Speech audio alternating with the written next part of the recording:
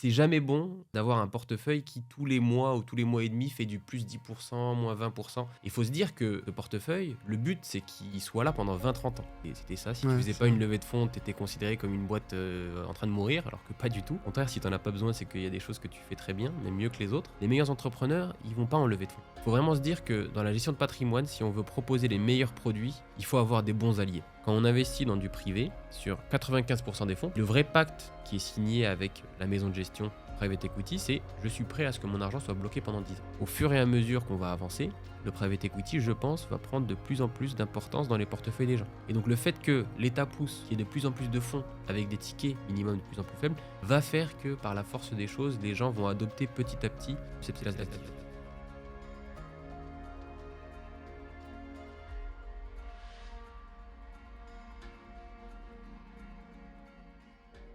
Quand Karim, ton CMO, Ouais. il m'a proposé de faire l'épisode avec toi, je me suis dit, bah, franchement, trop bien. Je me suis dit, mais attends, Samy, ça faisait un moment qu'on s'était pas parlé. Enfin, on s'était pas parlé quoi, Il y a au moins un an, je pense. il y a au moins un an. Ouais. Ouais, et tu vois, je m'étais dit, mais attends, enfin, avec Samy, on a, tu vois, parcours similaire, Mm. cabinet de conseil, prépa, Mm. passionné d'investissement, de finances Mm. personnelles. Je me suis dit, mais ouais, ça peut être Mm. ça peut être un très très bon épisode. Euh, Toi, d'ailleurs, moi, un petit peu les deux sujets dont je voulais te parler avec toi aujourd'hui, c'est bah, premièrement ta vision de l'investissement aujourd'hui en France et comprendre pourquoi est-ce que tu as créé Ramify. On va expliquer Mm. juste après ce qu'est Ramify. Et dans un deuxième temps, je voudrais parler d'un type d'investissement que j'ai encore très peu, voire pas du tout abordé de souvenirs de mémoire sur le podcast, Mm. qui est le private equity, Mhm. qui est un mode d'investissement hyper intéressant, mais qu'on n'a pas du tout encore abordé. Et je sais que toi et Ramify, vous en faites, vous en faites très bien. Donc je pense que c'était aussi l'occasion d'en parler. Euh, du coup, ce que je te propose, c'est, pour commencer, comment est-ce que toi, tu présentes Ramify aujourd'hui et peut-être nous expliquer un petit peu avec Olivier, tu vois, votre profil et votre parcours pour en arriver là. Avec plaisir. Alors, comment est-ce que je présente Ramify? Euh, Ramify, j'aime présenter le projet dans sa globalité en commençant par d'où vient l'idée. Et en fait, c'est assez simple, c'est de se dire que si on regarde un petit peu l'environnement fintech, slash gestion de patrimoine, finance perso en France, on voit qu'à partir des années 2012, 13, 14, 15, il y a de plus en plus d'entreprises qui se sont lancées pour faciliter, démocratiser l'accès aux produits financiers.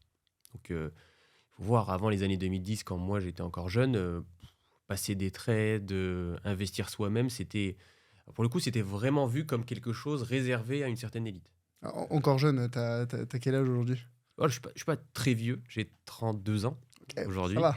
mais quand même, j'ai senti le shift entre les années 2010, Mhm. début ou fin des années 2000, et post 2012, 2013, 2014, et là aujourd'hui, c'est encore pire. Dans le sens où, tout d'un coup, c'était très simple, de trouver du contenu sur Internet, ce qui n'était pas le cas avant, du contenu de bonne qualité, donc comme ce podcast par exemple, et d'avoir accès aux produits, c'est-à-dire avoir un parcours de souscription en 5 minutes où je upload mes PJ et 2 jours après, je suis live. Ça n'existait pas, c'était plus compliqué. Et donc, à partir de 2014, on a plein de boîtes qui se sont lancées, je ne vais pas citer de nom, mais qui ont fait du très bon travail aux États-Unis et en Europe un petit peu plus tard. Et donc, l'environnement, il y a beaucoup de cabinets de conseil, on a tous les deux travaillé dans des cabinets de conseil, on fait l'erreur de se dire c'est bon, c'est digitalisé, maintenant le digital va complètement manger le secteur de la gestion d'épargne et la gestion de patrimoine. Il se trouve que ce n'était pas le cas. Il y a beaucoup d'entreprises qui ont essayé, qui ont tâtonné au début, le marché n'était pas prêt. Et en fait, lorsqu'on regarde ce qui se passe sur le marché, donc les vraies personnes qui investissent, on se rend compte que même s'il y a eu de plus en plus d'acteurs présents sur le marché, il y a un chiffre qui est poussé par l'AMF tous les ans qui n'a jamais changé, qui est que 70 à 80% des Français ressentent le besoin d'être accompagnés pour prendre des décisions financières structurantes. Mhm. C'est-à-dire les décisions financières, post 30 ans, 32 ans, on a des enfants, on commence à payer pas mal d'impôts, là on a besoin d'être accompagné. Ce qui est rassurant en soi. Exactement, rassurant et compréhensible aussi. Au début, quand on a moins de 30 ans, et c'est ce qu'on voit aujourd'hui, et moi, pareil, il y a quelques semaines, j'étais à un mariage, et c'est toujours la même chose. Je commence à avoir l'âge où les gens commencent à se poser ces questions-là. Et donc, au début, je fais du stock picking, je regarde un petit peu les news, je m'intéresse, ce qui est super intéressant et super bien. Ce n'était pas le cas il y a 15 ans. Mm. Aujourd'hui, tout le monde s'intéresse aux finances perso et c'est hyper intéressant. Mais il faut une période de 2, 3, 4, 5 ans pour se rendre compte que le stock picking, c'est pas si simple que ça. Et qu'il y a des traders, c'est leur métier. Ils font ça 24/24. Donc, vouloir faire ça comme un petit part-time ou en regardant des news à droite, à gauche ou suivant 2, 3 pages, c'est plus compliqué que ça en a l'air. Et donc, souvent, il y a une prise de conscience. Moi, je dis que c'est après l'achat de la résidence principale, on commence à avoir des enfants, on commence à voir les impôts qui grossissent tous les ans. Et là, on se dit, ouais, je pense qu'il y a des choses un peu plus pointues à faire. Et ça mériterait que je me fasse accompagner. Alors, après, la question reste par qui et comment. Mais en tout cas, c'est comme ça qu'on a commencé à réfléchir au projet Ramify. C'est sortir de la logique produit, même si le produit est hyper important. Il faut faire en sorte que le produit financier délivre du rendement à un moindre coût. Mais surtout, axer toute la démarche sur l'accompagnement, l'optimisation, permettre aux clients d'y voir plus clair, de comprendre qu'il n'y a pas que l'assurance vie, mais plusieurs produits qui peuvent être complémentaires en fonction de la situation. Et c'est comme ça qu'on s'est lancé avec Olivier. C'était quand? C'était fin 2020. On a commencé à mettre en place les premières briques juridiques surtout. Parce qu'Olivier, qui était aux États-Unis, avait décidé de rentrer. Et moi, qui travaillais donc, dans le conseil, j'avais décidé de démissionner pour me lancer dans l'entrepreneuriat. Donc c'est un peu comme ça que le projet a émergé. Ouais, ouais, vraiment. Enfin, tu vois, tu disais, ça fait déjà quelques années que ça commence à se démocratiser. En tout cas, l'accès à l'investissement. Toute la difficulté, c'est de savoir est-ce que les produits auxquels j'ai accès, ou en tout cas la méthodologie que je veux appliquer, c'est la bonne, ou c'est celle qui est adaptée à mon profil. Et cette tendance, elle impacte, je trouve, des personnes de plus en plus jeunes. Toi, tu le vois il y a quelques années où tu dis c'est surtout à partir de la trentaine, parce que pour tout un tas de raisons, des événements de vie, des enfants, des mariages, des situations professionnelles. Mais je le vois aussi, encore à moindre échelle un petit peu, mais à mon âge. Tu vois, moi j'ai 26 ans. Et quand je suis rentré dans le cabinet de conseil, donc il y a 2 ans, je me disais, waouh, en fait, je gagne plutôt bien ma vie, ou en tout cas, je dépense pas tout l'argent que je dépense pas tout l'argent que je gagne. Qu'est-ce que je vais faire de cet argent-là? Et cette réflexion, elle m'est venue, sûrement beaucoup plus tôt que la moyenne, Ouais. mais il y avait quand même des gens autour de moi qui commençaient à se demander, ouais, mais qu'est-ce que je peux faire de mes sous, que ce soit des questions d'épargne. Ah, mais j'aimerais bien pouvoir un petit peu plus épargner, pouvoir plus me faire plaisir, ou dans des réflexions plus long terme, de me dire, ah, bah, je voudrais préparer tel événement, je voudrais préparer la retraite, je voudrais anticiper. Et je trouve que c'est une bonne chose. Tu vois, mais aujourd'hui, la difficulté, c'est, tu l'as dit, est-ce que le produit ou est-ce que les conseils auxquels j'ai accès, ce sont les bons? Je pense qu'on a un peu ce problème d'infobésité, notamment sur l'investissement, où tu as accès à plein d'informations, mais très difficilement, tu peux distinguer le bon du faux, le vrai du faux, le bon du mauvais. Et comment est-ce que, dans ce cas-là, Ramify répond à ce besoin de dire, non, mais il y a plein d'informations, mais nos informations à nous, ou en tout cas celles qu'on vous propose, elles répondent plus précisément, plus pertinemment à votre besoin. C'est une super question et je pense qu'il y a 2 éléments importants. Le premier, c'est que lorsqu'on rentre en contact avec un potentiel client, quelqu'un d'intéressé ou qui s'intéresse de près ou de loin à Ramify, on essaye d'être assez clair sur ce qu'on propose. C'est-à-dire que il faut être assez honnête avec soi-même et se dire, on n'est pas en train de dire que l'investissement, c'est rocket science, c'est incompréhensible, il faut absolument se faire accompagner. Non. Ce qu'on dit, c'est qu'il faut y accorder du temps et bien le faire. C'est surtout ça. Alors, c'est encore mieux si c'est fait par des experts, mais moi, je suis persuadé que quelqu'un qui aime les finances perso et est prêt à y accorder du temps peut s'en occuper seul. C'est possible. Combien en temps? Exactement. C'est ça la question. C'est que les gens pensent que, en tout cas, au début, quand le patrimoine est assez faible ou qu'il n'y a pas d'implication fiscale compliquée, on peut s'en occuper. En plus, c'est assez intéressant parce qu'on regarde des news, ça nous permet d'être connectés à la macro, à ce qui se passe sur les marchés. Donc il y a un effet bénéfique au-delà de juste voir ses intérêts augmenter au fil des années. Mais au fur et à mesure que ça se complexifie, faut être au courant des applications fiscales qui changent des fois tous les ans, des nouveaux produits, comment diversifier, le faire de la manière la plus optimisée, aller regarder les frais. Et ça prend beaucoup de temps.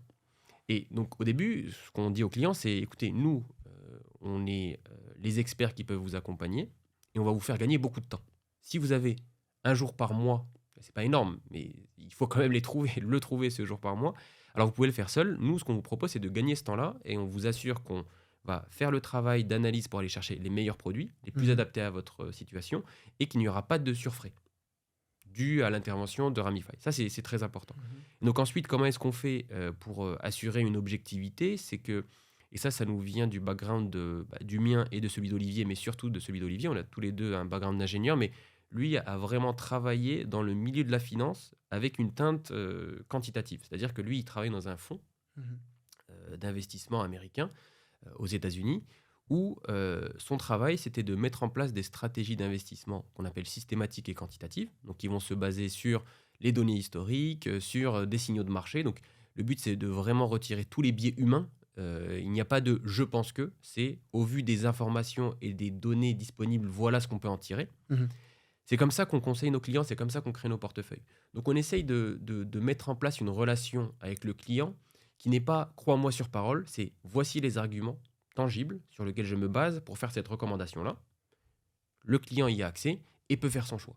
C'est une posture très différente. On ne va pas appeler le client en lui disant écoute, moi je pense que ce fonds-là, c'est une pépite, tu vas voir, etc. Non, on a fait cette analyse, on a regardé l'historicité de ce fonds, on considère que par rapport à d'autres fonds, il est plus intéressant au vu de ta situation et on engage la discussion avec le client. Il y a des clients qui n'attendent que ça, c'est-à-dire avoir tout près des arguments pour pouvoir prendre une décision, et c'est ce qu'on Mhm. fait. Il y en a d'autres, soit connaisseurs, soit qui ont envie, et ça c'est très important, d'avoir, de voir leurs préférences d'investissement sur leur portefeuille. Bien sûr qu'on est ouvert à la discussion. Ah mais moi, je suis prêt à sacrifier un petit peu de rendement pour une cause X ou Y, qui peut être l'écologie ou autre, ou l'inclusion dans l'économie. Ça, bien sûr, il n'y a pas de souci et on le fait. Donc c'est vraiment une démarche de co-construction basée sur les data historiques et sur des optimisations qu'on fait maison et qu'on présente aux clients. C'est un petit peu une posture de hedge fund finalement. Vous essayez vous faites de l'analyse macro. En Mm. fait, par rapport à peut-être des conseillers ou des Mm. banques ou autres qui vont prendre des analyses déjà faites ou qui vont acheter des analyses déjà faites. Vous allez peut-être faire un step au-dessus, vous remontez un peu la chaîne Mm. de valeur, vous faites vous-même l'analyse Mm. macro, micro Mm. du fonds, mais ce sera toujours d'un fonds ou vous allez avoir d'autres investissements? Alors, on a plusieurs types d'investissements qui peuvent être adaptés à plusieurs types d'investisseurs. On a nos propres portefeuilles. Mhm. Donc là, pour ceux qui connaissent ces termes, c'est de la gestion pilotée. Mhm. Donc, on va proposer à un client d'ouvrir une assurance vie, un PER, bientôt un PEA, et de déléguer la tâche de maintien du portefeuille. Donc, le client choisit son portefeuille, son niveau de risque, ses préférences d'investissement, ses classes d'actifs. C'est-à-dire que on n'est pas obligé d'avoir uniquement des ETF actions obligations. On peut rajouter de l'immobilier, on peut rajouter du fonds euro, bientôt du private equity, toujours dans une logique de diversification. Mais ça, c'est des produits qui sont destinés donc aux personnes qui sont prêtes à déléguer cette gestion-là. Mhm. Et donc, c'est nos équipes de recherche en interne qui créent et maintiennent ces portefeuilles. Ensuite, on a aussi de l'investissement direct. Et c'est là où la notion de hedge fund n'est plus adaptée. Là, c'est vraiment du conseil. C'est-à-dire que un client va venir vers nous, nous dire voilà, moi je suis intéressé par tel type d'investissement. Ça peut être un type de produit, ça peut être un projet d'investissement en particulier, ça peut être un besoin de défiscalisation. Et là, nous, notre rôle d'analyste, c'est d'aller scanner tous les produits disponibles sur le marché et de proposer au client ce qui, selon nous, est le plus adapté à sa situation. Et le plus adapté à sa situation, mathématiquement, c'est très facile à modéliser, c'est qu'est-ce qui optimise le rendement du client, ou le maximise plutôt, net de frais, net d'impôts, en respectant ses préférences d'investissement, Mhm. qui peuvent être je veux investir en Europe, je veux que la trajectoire température de mon portefeuille soit de temps aligné avec l'accord de Paris ou pas. On peut vraiment imaginer beaucoup de choses et le but, c'est vraiment de pouvoir s'adapter au client au maximum. Mhm. Ouais, donc vous modélisez un petit peu les besoins du client d'un point de vue mathématique, vous le convertissez sous format marché, Mhm. et ensuite ça crée un certain portefeuille que vous lui proposez, quoi. Exactement. Alors bien sûr, après, là, ça peut paraître très robotique, mais il faut se dire que les mathématiques et les algorithmes d'optimisation ne sont qu'un outil pour aller plus vite. Mhm. C'est-à-dire que derrière, il y a une équipe de gestion avec Olivier et son équipe. Donc on essaie d'être hyper exigeant au niveau recrutement avec des gens qui ont eu des expériences dans ces fonds-là, les hedge funds un peu quantitatifs dont tu as parlé au début, pour avoir un regard au-delà de l'algorithme. et se dire, OK, voilà ce que nous propose l'algorithme d'un point de vue un peu froid. Maintenant, nous, au vu de notre connaissance du marché, la connaissance des équipes de gestion qui est hyper important. Mhm. Par exemple, tu prenais l'exemple du private equity. Bon, private equity, c'est à la fois un peu obscur comme monde, mais au final, en France, il y a 30 ou 40 fonds qu'on peut proposer à un particulier. Il y en a Ouais. peut-être un petit peu plus. Donc, connaître les équipes de gestion, les inviter, discuter avec eux, ça rajoute un élément hyper important parce que c'est pas une entreprise de 100 000 personnes comme Google où tu n'auras jamais accès au management. Là, c'est un fonds de 10 à 15 personnes qui va gérer des participations dans des entreprises. Donc, l'aspect humain, se dire est-ce que cette équipe de gestion est de bonne qualité, est-ce qu'elle se connaît, est-ce qu'il y a des synergies et des complémentarités dans l'équipe, c'est hyper important. Et Mhm. donc ça, c'est vraiment le travail de l'équipe de gestion qui va incorporer ça dans les analyses qu'on propose aux clients. Ouais, ça fait partie en fait des éléments d'analyse de la gestion active, hein. Exactement. On oppose souvent la gestion passive, dont je parle souvent dans le podcast, et la gestion active. Et un des éléments, un des outils de la gestion active, c'est, on en a deux principaux, hein, l'analyse technique, c'est l'analyse des graphes, Mhm. et l'analyse fondamentale, où là on Mhm. va analyser l'environnement macro, les produits, l'équipe de direction, le management, les résultats financiers de l'entreprise, etc. Et donc en fait, vous faites ça. Enfin, en Mhm. tout cas, vous avez une équipe qui s'occupe de faire ça pour proposer des recommandations. Exactement.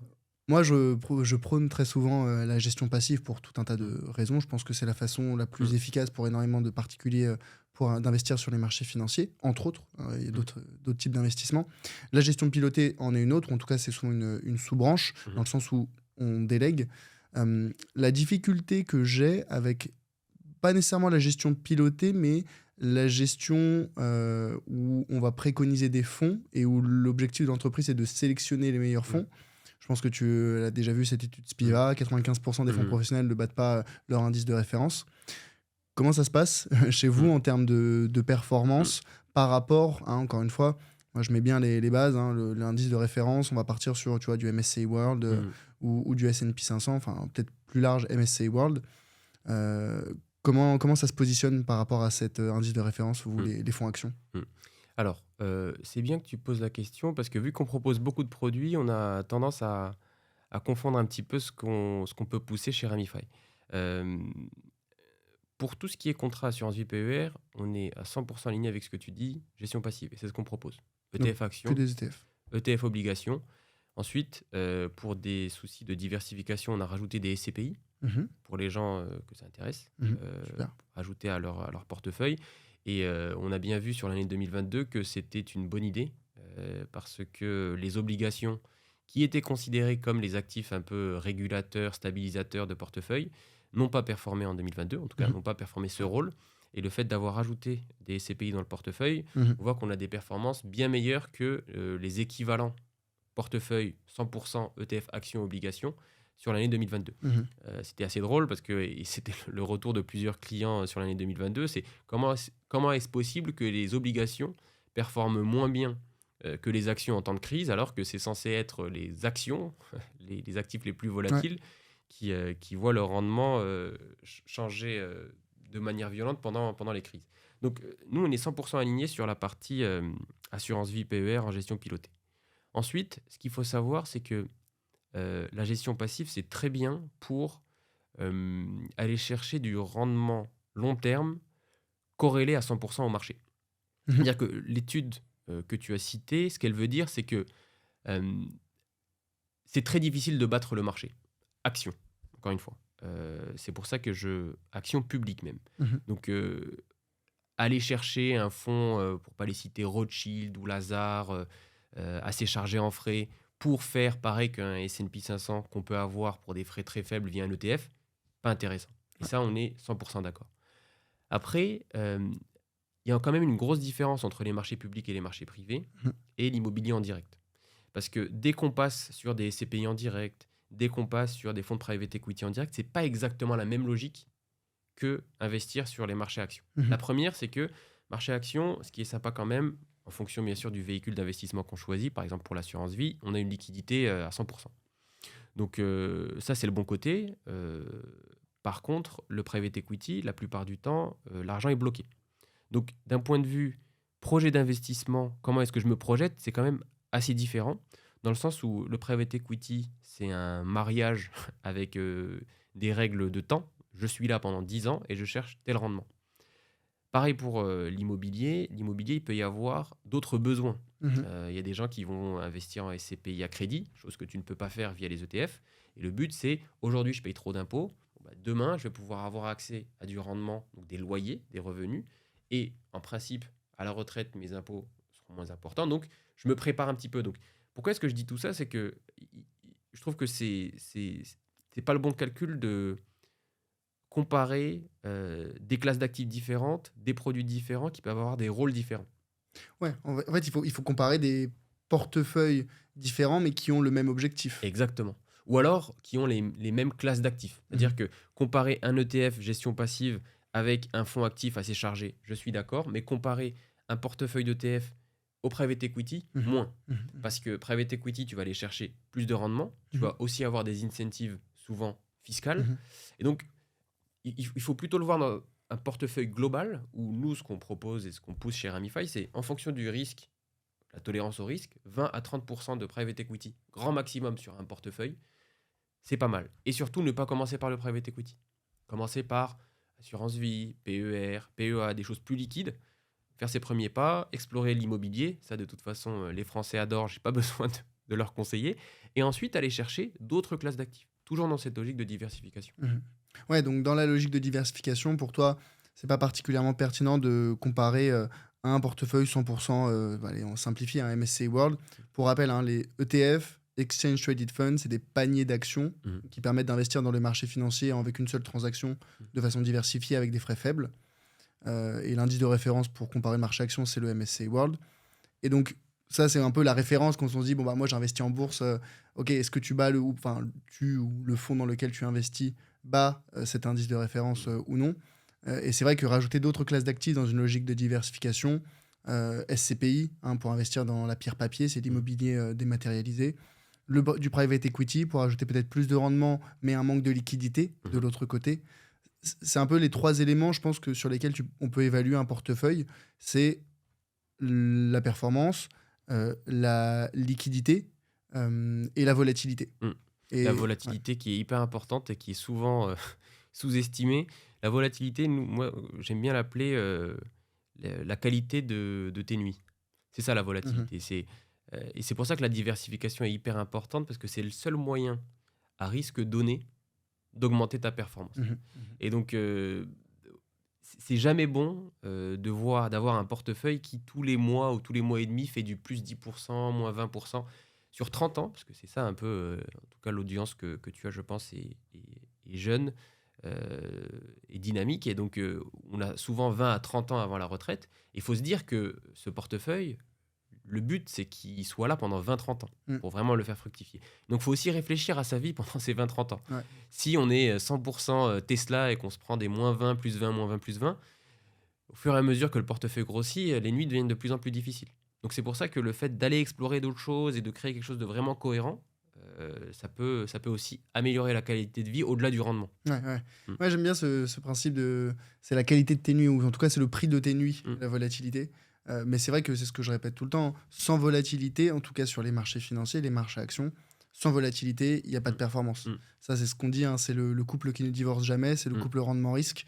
Et c'est une notion qui est parfois un peu mal comprise, je pense, en investissement, notamment en bourse. Il faut distinguer risque et volatilité. Il y a Mm. le risque de perte en capital qui est lié, par exemple, dans les cas de private equity ou du crowdfunding, où là, tu fais un investissement et tu espères qu'à Mm. échéance, au bout de 2 ans, 3 ans, 5 ans, tu récupères ton argent avec un rendement. Mais c'est entre guillemets 1 ou 0. Là où, avec les marchés actions, la volatilité, bah, Mm. tu vises allez, 8%, mais tu vas peut-être finir à plus 12 ou tu vas peut-être finir à moins 2. Ça, c'est un petit peu la Exactement. difficulté.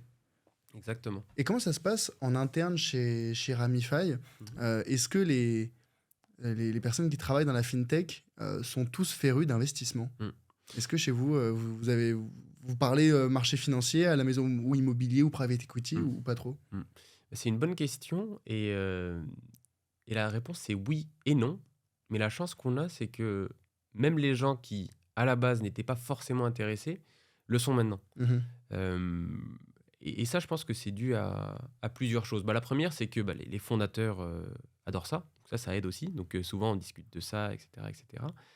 On a aussi, surtout au niveau de l'équipe dev et produit, pas mal de jeunes donc, qui, naturellement, pendant la période du Covid, comme c'était le cas de tout le monde, ont été un peu absorbés dans cette spirale et c'était bien d'avoir ces discussions-là parce que ça nous permet je parle encore une fois comme un vieux, mais d'avoir une interaction avec une autre génération et de comprendre un petit peu le rapport à l'investissement. Tu parles des jeunes dans le sens où les gens chez Ramify sont plus jeunes, encore plus jeunes que toi? En tout cas, sur la partie développement produit et technique, donc tout ce qui est produit, développement logiciel, ils sont plus de ton âge, donc Ok. 25-26 ans. Et donc c'était assez intéressant de confronter les idées que peuvent avoir des néophytes dans l'investissement à ce que peut Olivier, qui a beaucoup d'expérience, qui a géré plusieurs milliards, peut connaître de ce monde-là. Et ça nous a permis aussi d'adapter nos messages. Un petit peu En ce que je te interne. disais au début, en interne et en externe. Mm. Le fait de Mm. savoir comment Bien sûr. réfléchit une personne de 25 ans qui débute dans l'investissement, Mm. ça te permet d'adapter ton discours. Parce que ce que déteste la nouvelle génération, c'est d'arriver un peu comme le tonton qui sait tout et dire non, non, mais vous faites n'importe quoi. Non, il faut Ouais. plutôt accueillir avec du contenu, faire le bridge entre ce que pensent les gens et ce que nous, on considère comme la bonne façon d'investir. Et donc ça, c'est pour l'équipe technique. Et ensuite, on a l'équipe de recherche qui adore ça. Ouais, bon, C'est-à-dire eux, c'est des que passionnés, quoi. notre directeur de recherche, Ayman, j'en profite pour le saluer, il adore ça. Mhm. C'est-à-dire que je suis sûr que s'il n'avait pas fini Quant, c'est comme ça qu'on les appelle, il aurait été prof de finance. C'est quelqu'un qui va être au courant de tout, qui va en plus, vu qu'il a cet aspect prof, il va prendre le temps d'expliquer, de lui-même de faire des présentations à tout le monde. Donc ça crée une énergie où on est au courant de ce qui se passe à la fois sur les marchés, les nouveaux fonds qui sortent, on les invite, on crée des relations avec eux. Et ça, je pense que c'est un vrai plus parce que le fait de pouvoir directement dire à un client, j'ai discuté avec le gérant, voilà sa réponse. Ou alors même des fois, parce que, encore une fois, si tu crées une relation de proximité avec les gérants de fonds, ça nous est arrivé pour des clients qui veulent faire des gros investissements de dire, attendez, on va aller poser la question au gérant et on revient vers vous. Donc il y a un accès direct au gérant. Là, je parle plutôt du private equity ou de la SCPI. Des fois, il y a des questions légitimes sur des nouveaux fonds. Mhm. Donc on n'a pas toutes les réponses. Et en toute humilité, on dit, écoutez, c'est une très bonne question, c'est pertinent. On va entrer en contact avec le fonds. On a même des fois mis en relation le fonds avec l'investisseur. Et donc ça crée cette émulation-là en interne, de sentir qu'on est vraiment un acteur qui est au milieu de ce monde de la gestion de patrimoine et pas juste là à essayer de, comme le ferait un courtier, de vendre des produits sans les comprendre. Ouais, ouais. Est-ce que vous avez cette partie un petit peu, tu disais, éducation, création de contenu pour transmettre finalement les bases, les fondamentaux, les valeurs aussi, et qui donne ensuite l'envie de passer à l'action? Vous faites ça? Carrément, on le fait beaucoup. Donc, on le fait via Ramify Academy. On essaye d'avoir du contenu de bonne qualité sur pas mal de sujets.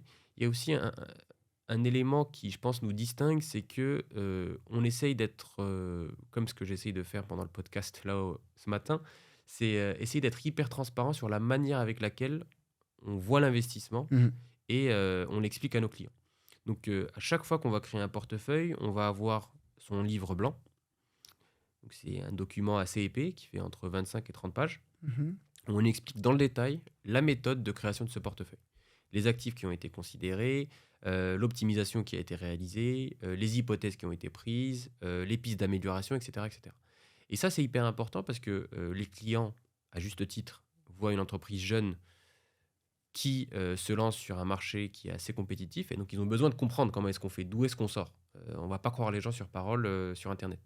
Et donc ça, c'est du contenu qu'on met à disposition du grand public et qui marche très très bien parce que les gens comprennent que voilà, c'est du sérieux, ils peuvent comprendre la méthodologie, poser des questions, même des fois 6 mois après, on a des gens qui reviennent vers nous. Ah oui, j'ai vu que vous aviez réalisé un arbitrage, est-ce que c'est bien en ligne avec le livret blanc?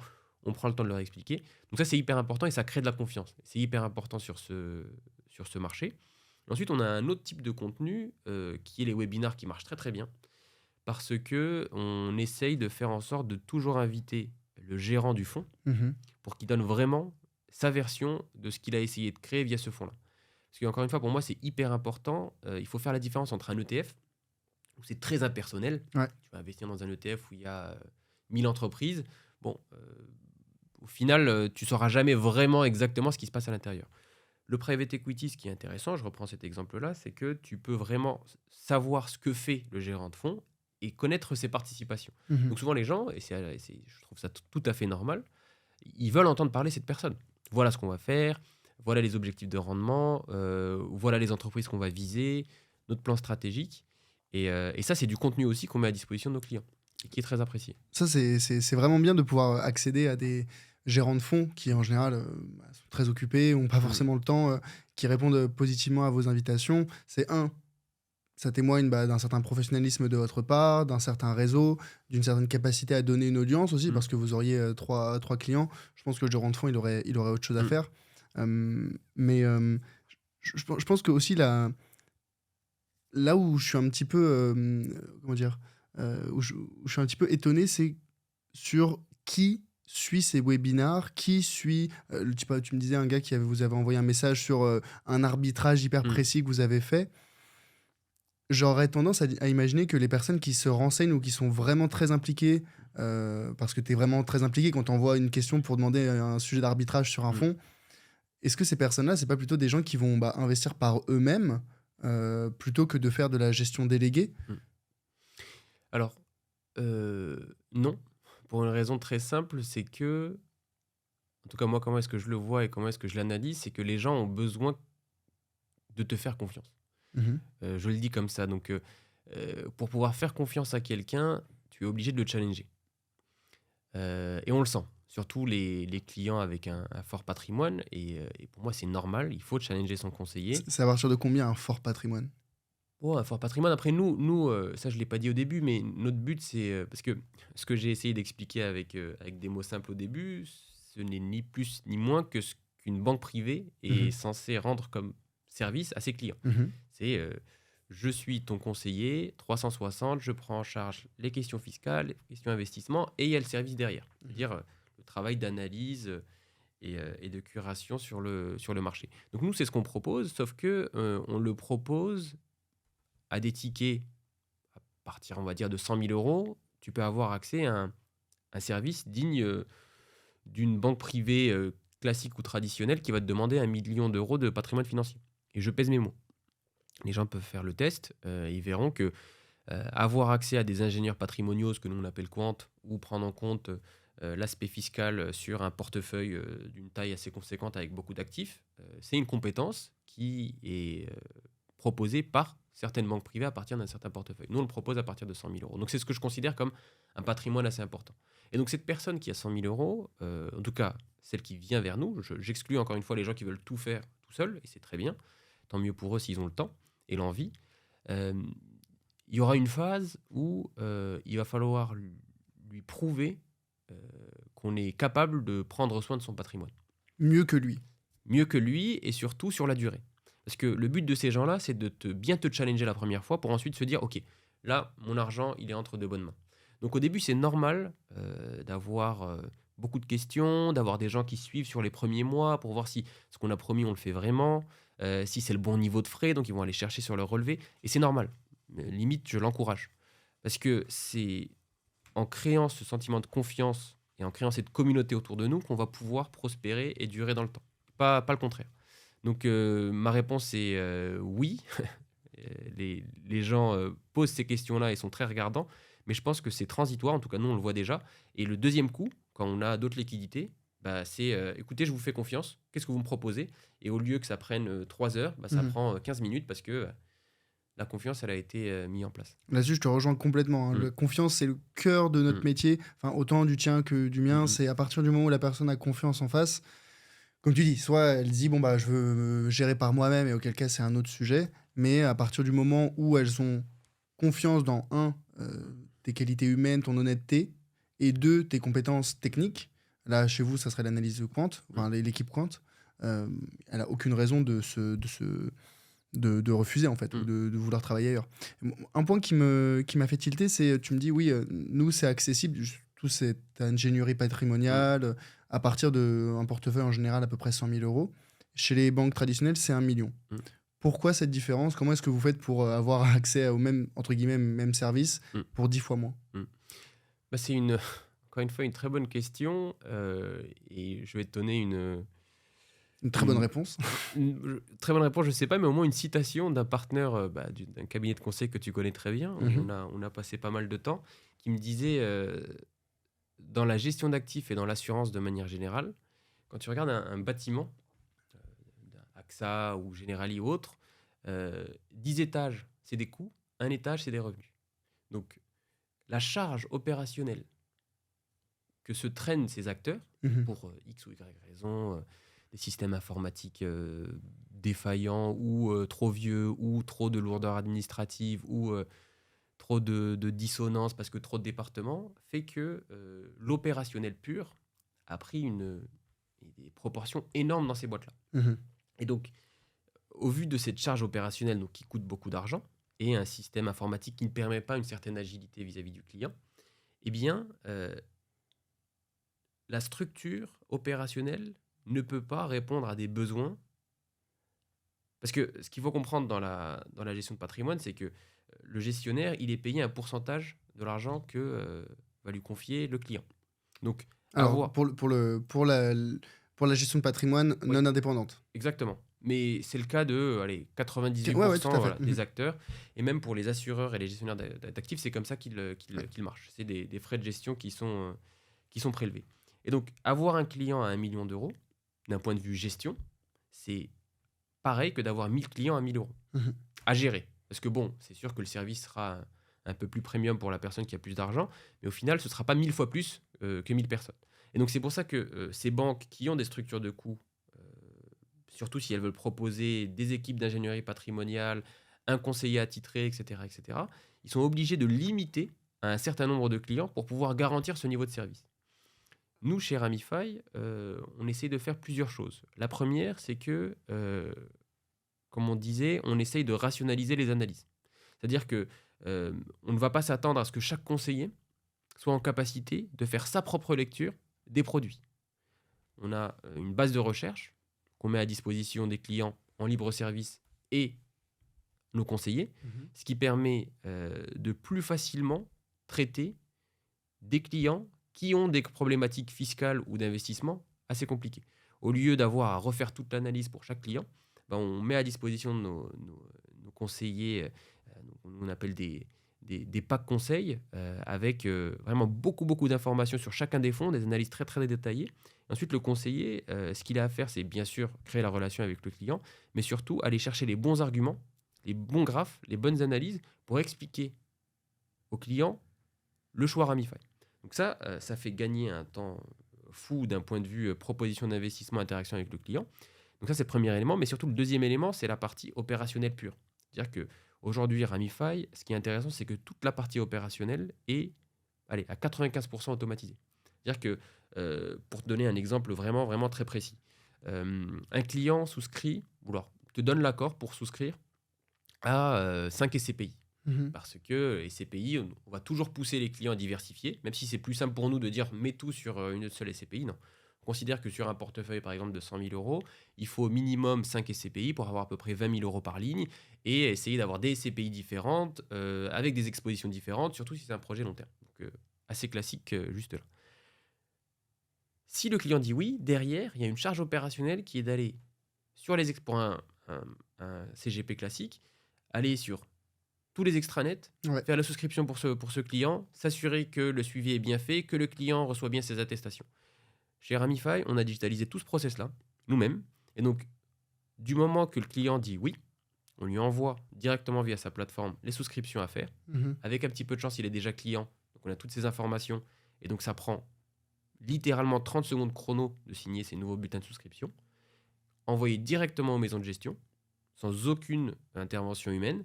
Et ensuite, le client retrouve toutes ces informations sur son espace client. Et là, j'exagère pas, je pèse mes mots, le temps gagné sur la partie opérationnelle, il est de l'ordre de 5 ou 6. Parce qu'il faut quand même, bien sûr, répondre aux clients. On a toujours des gens qui sont là pour répondre, les prendre au téléphone.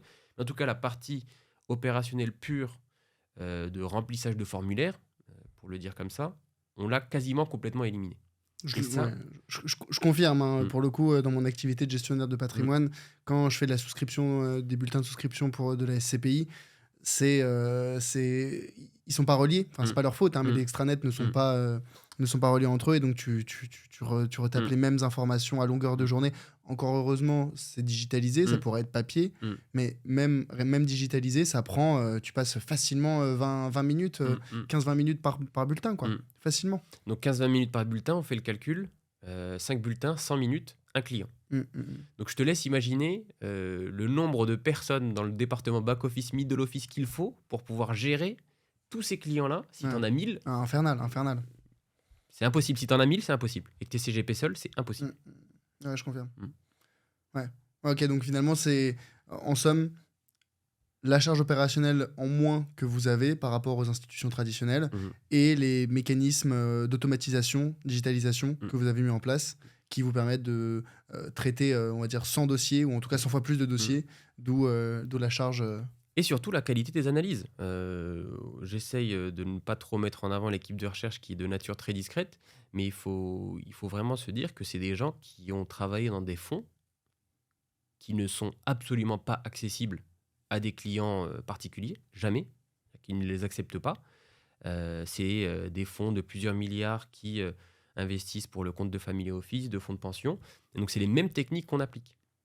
Et c'est triste à dire, mais plus on a d'argent, plus on a accès à des solutions d'investissement sophistiquées. C'est le cas pour tous les produits, c'est aussi le cas pour les produits d'investissement. Et donc, le fait d'avoir des gens qui ont une expérience dans ce domaine, qui ont vu ces stratégies, savent comment gérer l'argent de personnes avec vraiment, vraiment beaucoup de moyens, en l'adaptant bien sûr au plus grand nombre, c'est aussi quelque chose qui n'est pas accessible, à moins d'avoir vraiment accès aux meilleures banques privées. Ouais, et donc concrètement, vos portefeuilles, aujourd'hui, tu considères que en tout cas pour un objectif très long terme, Mm. ok, là où finalement de la gestion passive, c'est un peu son terreau fertile et son meilleur environnement. Est-ce que vous avez des portefeuilles qui aujourd'hui surperforment, tu vois, un simple MSCI World Alors, pour aujourd'hui, de la gestion long terme, hein, encore une fois. alors, gestion long terme, donc il faut laisser un petit peu de temps pour voir est-ce que ça surperforme ou pas. J'ai envie de te dire oui, mais j'ai aussi l'honnêteté intellectuelle de te dire que sur 2 ans, Ouais, bien c'est sûr, pas bien sûr. significatif. Je suis d'accord. Donc on a des backtests, mais il faut quand même laisser le temps au temps. Donc nos portefeuilles, ce que je peux te dire, c'est que notre portefeuille, parce qu'on a 2 portefeuilles aujourd'hui, on a un troisième qui arrive. On a un portefeuille qu'on appelle Essential. Donc ça, c'est le portefeuille un peu classique, ETF actions, ETF obligations et fonds euros pour la partie stabilisatrice. Et ensuite, on a un portefeuille flagship où on a rajouté des SCPI pour encore plus de stabilisation et plus de rendement. Et ce portefeuille-là a surperformé tous nos concurrents, en tout cas concurrents directs, qui font de la gestion passive, sur l'année 2022, qui était très compliquée à manœuvrer. Ouais. Là, je parle du portefeuille, et c'est surtout dû au fait que les SCPI, ce produit-là, par nature, si on regarde l'historique sur 20-30 ans, est hyper stable, que ce soit en termes de revalorisation ou en termes de rendement. C'est uniquement pour ça. Donc nos portefeuilles, et on a donc un troisième portefeuille qui va sortir cet été, on va rajouter le private equity. Donc là, dans une assurance vie en gestion pilotée, tu vas pouvoir avoir actions, obligations, fonds euros, immobilier, private equity. Donc pour quelqu'un qui ne veut pas aller se compliquer la vie en faisant de la SCPI en nue propriété ou du private equity en direct, une assurance vie aussi diversifiée, ça peut vraiment constituer une stratégie d'investissement long terme en soi, sans rien à côté. C'est hyper bien pour le coup, la côté diversification de ce type d'assurance vie. La diversification est excellente. Mais tu l'avais précisé au début, hein, les classes d'actifs style le private equity, c'est pour des portefeuilles qui sont déjà, on va dire, assez développés, assez conséquents. Du coup, si j'ai bien compris, ce type d'assurance vie, ou en tout cas ce portefeuille, vous le proposeriez pas à quelqu'un qui vous dit je veux ouvrir une assurance vie et mettre 1 000 € dedans. Non, impossible. De toute façon, l'AMF est là, elle fait bien son travail, les assureurs aussi. Et donc, il y a des minimums d'investissement par classe d'actifs, surtout pour le private equity. Et donc, pour le private equity, ce sera jamais plus de 20% du portefeuille.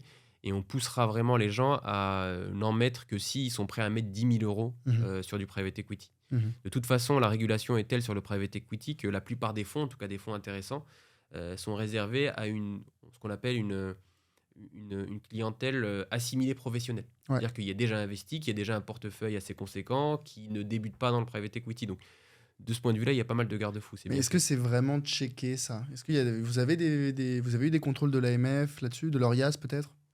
C'est même pas question d'être checké ou pas. C'est qu'il faut se dire que euh, tout le monde a peur de l'AMF, à juste titre. C'est un peu aussi le but d'un organisme de régulation. Ouais. Et donc, il y a un double check. Il y a un check de notre côté. Où, par exemple, nous, on a les fonds professionnels, tu ne peux pas y avoir accès. Tu ne peux pas avoir accès à la documentation. Il faut prendre rendez-vous avec un conseiller qui puisse, lui, tester, savoir est-ce que tu es quelqu'un qui peut inclure dans son portefeuille ce type d'investissement. Et il y a un deuxième check côté maison de gestion. Donc même si nous, on se dit, OK, on a discuté avec la personne, on pense qu'elle est apte, la maison de gestion peut nous dire, écoutez, on a durci nos critères, ou alors il y a un petit risque, on ne fait pas. Donc pour le coup, de ce point de vue-là, c'est plutôt bien fait, surtout sur le private equity où il faut faire attention. Mais est-ce que les critères, c'est, tu disais, clientèle assimilée professionnelle, Mhm. est-ce que le critère principal, c'est la taille du patrimoine ou est-ce qu'il y a vraiment des questions de connaissances financières? Et les deux. Connaissances financières, taille du patrimoine, très important, c'est-à-dire qu'on va poser des questions. Est-ce que vous avez déjà investi en actions? Est-ce que vous avez déjà investi en immobilier? Est-ce que vous êtes au courant des risques du private equity, risques de liquidité, etc. etc. Tout ça, c'est marqué noir sur blanc sur le formulaire, qui est signé par le client. Mhm. Donc, c'est des choses sur lesquelles on se back et le client aussi se back. Et, et pour le coup, pour avoir exercé maintenant pendant plusieurs années, euh, le patrimoine, c'est quand même un bon filtre. Par exemple, il y a des fonds de private equity qui sont disponibles à partir de 100 000 euros. Bon, bah, pour avoir accès à ce fonds-là, il faut avoir 500 000 euros de patrimoine. Donc, souvent, quand la personne a 500 000 euros de patrimoine Net? financier, net, Financier financier, net. hors IMO, c'est souvent qu'il a des choses mises en place, assurance vie, des fois de la SCPI, peut-être un PER. Et donc, c'est rarement des gens qui découvrent le monde de la gestion de fortune et de la gestion de patrimoine. Donc, je trouve que c'est un très, très, très bon filtre. Il y a d'autres critères, hein. Pour les plus jeunes, par exemple, avoir exercé dans un domaine très proche du private equity ou du capital investissement pendant au moins 1 an ou 2. Bon, on va pas dire à quelqu'un qui travaille dans le milieu, tu ne peux pas investir. Mhm. Ce serait un comble. Donc, il y a des garde-fous qui marchent plutôt bien, à condition, bien sûr, de bien faire son travail. Si on falsifie les bulletins de souscription, on peut Oui, plus s'en oui. sortir. Non, mais tu vois, sans falsifier des bulletins de souscription, les différences de patrimoine, je sais pas si elles reflètent vraiment un niveau de connaissance financière ou d'éducation financière vraiment, on va dire, pertinent. Moi, je connais des personnes qui ont vraiment un petit patrimoine, tout Mhm. est relatif, mais qui ne, et qui sont bien renseignées parce qu'elles sont intéressées par le sujet, Mhm. mais qui, justement, elles n'avaient pas particulièrement reçu d'éducation financière jeune, ni à l'école, ni dans leurs études, qui se sont formées par elles-mêmes, éventuellement, qui pourraient avoir suivi, tu vois, des formations complémentaires à leur formation initiale, et donc qui, aujourd'hui, ont un bagage conséquent, Mhm. sans avoir de patrimoine conséquent. Inversement, et c'est un petit peu le danger, je trouve, c'est que si jamais on détient son patrimoine, je sais pas, héritage, Mhm. ou bien, tu vois, on a vendu une entreprise, en mode on était un bon businessman, mais on n'est pas forcément un très bon gestionnaire de ses finances personnelles, et ça arrive. On se retrouve avec une fortune, ou en tout cas un patrimoine conséquent, mais on n'a pas les connaissances et l'éducation financière Mhm. pour. Dans ces moments-là, est-ce que toi, tu t'observes ça? Est-ce que tu trouves que les personnes avec un patrimoine conséquent, elles ont naturellement une meilleure Mhm. éducation financière ou pas? Alors, pas dans ce sens-là, et de toute façon, la personne ou les exemples que tu viens de citer, il y a très très peu de chances qu'elles soient en capacité d'investir en private equity, c'est-à-dire qu'elles ne vont pas passer le test d'adéquation. Quelqu'un qui a 500 000 euros en cash non Mhm. investi, on considère que c'est un investisseur non assimilé professionnel. Il n'a Mhm. jamais investi. Il vient de revendre, comme tu dis, un héritage, c'est de l'argent en cash ou en fonds euros. Il hérite une assurance vie. On considère qu'il n'a jamais investi en actions, jamais en IMO, jamais de montage compliqué. Donc, peu de chances qu'il puisse investir sur des gros fonds de private equity, Mhm. des fonds qui vont venir constituer une grosse partie de Mhm. son patrimoine. Donc, de ce côté-là, je ne prendrai pas cet exemple. Et par contre, là où tu as totalement raison, c'est qu'il y a beaucoup de gens dans ce cas-là. Et nous, on en voit beaucoup. C'est souvent des entrepreneurs. Tu viens de le dire. Euh, j'ai passé 10 ans de ma vie à travailler dans un domaine qui a dû me pomper toute mon énergie, tout mon temps, et je revends mon activité au bout de 10 ans. Bon, j'ai juste pas eu le temps de réfléchir à ces sujets-là. Donc ça, c'est typiquement un type de clientèle qui vient nous voir souvent. Et, et honnêtement, c'est pas les plus à risque. Parce que souvent, les entrepreneurs même s'ils y connaissent rien, c'est eux qui posent le plus de questions, ils posent les bonnes questions, Mhm. font l'effort d'aller faire des recherches. Et donc, des fois, d'eux-mêmes, avant même qu'on finisse le test d'adéquation, ils te disent non, mais ça, c'est pas pour moi, je vais commencer petit, etc. Parce qu'ils ont une certaine discipline Ouais, ils savent ce qu'ils veulent. voilà, qui viennent du business. Et souvent, ce qui est drôle, c'est que même si c'est souvent des clients très sophistiqués, c'est avec eux que ça va très vite. Mhm, mhm. Je sais ce que je veux. Premier meeting, ok, surtout que c'est des sommes assez importantes. On affine et boum boum, on prend une décision. Positive ou négative, mais on prend une décision. Par contre, l'héritage, ça, c'est une autre question qui est un Mhm. peu plus compliquée. Et en tant que conseiller, il faut faire l'effort de comprendre comment est-ce qu'on va, où en est la personne et comment est-ce qu'on va lui faire ses premiers pas dans la gestion de fortune. Nous, on a une stratégie qu'on met en place et qui marche très très bien, qui est de dire, on a lancé un livret d'épargne, qui sert à un bon rendement, surtout en ce moment, l'environnement de taux Mhm. est assez clément. Et donc, ce qu'on dit, parce qu'on sent que des fois, les gens, ils se posent des questions, ils demandent à plusieurs prestataires, c'est normal. On a une grosse somme, on s'y Et attend pas, on ne il sait pas faut, quoi en c'est faire. bien. Et donc, nous, ce qu'on leur propose, c'est, en attendant, vous le mettez sur un livret, parce qu'il ne faut pas brusquer le client. Si le client a envie de prendre un an sur 30 ans, un an, c'est rien. C'est toujours mieux d'investir le plus tôt possible, mais on ne dira jamais à un client attends un an, mais s'il veut prendre un mois, 2 mois, 6 mois, pour le bien de son projet long terme, il n'y a pas de souci. Mais par contre, ce qu'on propose, c'est en attendant, mets-le sur le livret. 3%, 3,5%, sans risque, pas de risque de perte en capital. Et ça met en confiance les clients. Mhm, mhm. Donc, c'est des choses qu'on met en place avec ces clients-là qui débutent. Et ensuite, on commence à les équiper petit à petit s'ils nous font confiance. Vous envoyez souvent des entrepreneurs qui ont vendu leur Ouais. entreprise? Mm. Ouais. Bah, Il y a des profils types, un peu des secteurs en particulier, des âges. une bonne question, ça. Il y a beaucoup de... Il y a des gens qui revendent des agences. Il y en a pas mal. Des agences quoi? Marketing digital? Marketing, recrutement, Mhm. des agences type ouais, marketing, digital marketing, ça marche plutôt bien. Ouais. On Réseaux sociaux conseille. peut-être, je sais pas. Ouais, voilà, ce genre de choses, digital marketing. On a aussi des entrepreneurs qui font des levées de fonds ou qui revendent une partie de leur capital et qui ont besoin de le placer. Parce que aussi, il y a des produits spécifiques Mhm. qui te permettent d'éviter une certaine imposition et de la reporter si tu investis dans certains fonds. Donc ça, ça Ouais. intéresse. Alors, Hmm. alors là, ça me fait penser. Ça, c'est une question qui me brûlait la langue, mais j'y pensais depuis des mois même. Ce sujet des entrepreneurs qui font des levées de fonds. Mhm. Il faut avoir en tête, hein, quand on fait une levée de fonds, on lève du capital, mais c'est pour réinjecter dans la société, c'est pas Mhm. pour mettre dans sa poche. Mhm. Est-ce que les entrepreneurs s'enrichissent vraiment avec ces éventuelles levées de fonds, ou en fait la proportion d'entrepreneurs qui font des levées de fonds et qui derrière arrivent vraiment à faire un cash-out, elle est extrêmement faible? Mhm. C'est une très bonne question et je vais commencer à être très... En fait, ça dépend de beaucoup de choses. Si tu veux qu'on prenne le temps un peu d'en discuter, tu me dis dans quel niveau de détail est-ce que tu veux qu'on aille. Écoute, dis-moi, hein, vas-y, moi je suis Ok. ouvert. En fait, il faut se dire que un entrepreneur, quand il lance son activité, bon, il est souvent déterminé. S'il a la chance d'avoir trouvé des investisseurs, bon, il se lance pendant 2 3 ans. Et c'est très prenant comme activité, tu dois le sentir aussi. C'est pas pareil qu'un un job qu'on a. Et Salarié. voilà. Euh, Ça a des bons côtés aussi d'être salarié, hein, je ne critique pas du tout, mais c'est juste des décisions différentes et des décisions qu'il faut assumer en termes de temps, en termes d'énergie déployée, etc. etc. Ensuite, l'entrepreneur, ce qu'il faut savoir, c'est que le plus souvent au début, les premières levées de fonds, il ne touche rien. Ce qui paraît logique, il n'a rien accompli. Donc, Mhm. tu fais une seed, par exemple, c'est-à-dire que tu vas lever entre 500 000 et 3 millions, on va dire, pour être assez large. En principe, tu as des débuts de signes de marché, soit quelques clients, soit des marques d'intérêt fortes, des partenariats. Et tu vas avoir des investisseurs pour leur dire, voilà, j'ai besoin de tant de capital pour arriver à ce milestone. Aussi simple que ça.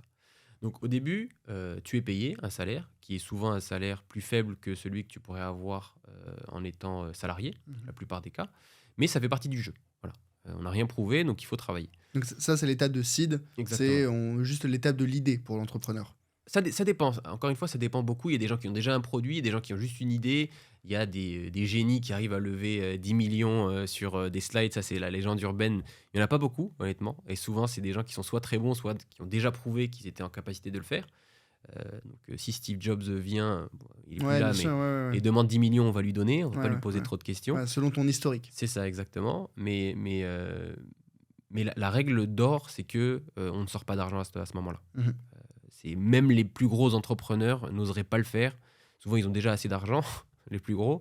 Et en plus, c'est un très mauvais signal que tu envoies à tes Bien investisseurs. sûr, C'est quoi? C'est je me sers bien sûr. sur Ouais. rien. Ça veut dire que tu veux pas réinvestir et tu dis, bon, vaut mieux sortir l'argent C'est maintenant ça. avant que ça se C'est casse. ça. Et de toute façon, aucun investisseur ne Le laissera l'acceptera. faire.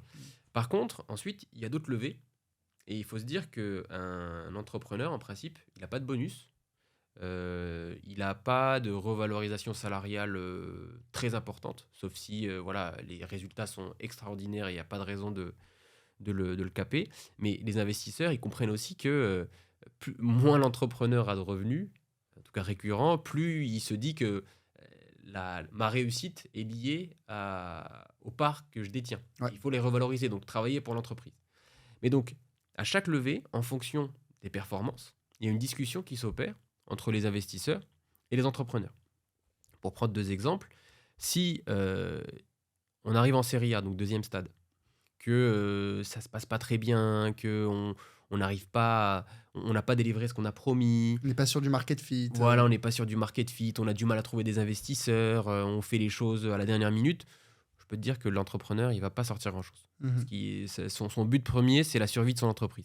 C'est pas d'aller... Parce que s'il n'y a plus d'entreprise, c'est zéro. Tant qu'elle existe, bah, il y a des parts de capital. Donc dans ces cas-là, les entrepreneurs, ils touchent rien. Par contre, si, et c'est ce que je souhaite à tout entrepreneur, on arrive à trouver une entreprise qui répond à un besoin, qui arrive à combler ses clients, qui crée du revenu, qui crée des emplois, une équipe qui performe bien, bon, la discussion avec les entrepreneurs, avec les investisseurs, elle est d'une autre nature. C'est voilà, on a fait du bon travail. Moi, je considère que cet actif-là, il est valorisé et valorisable.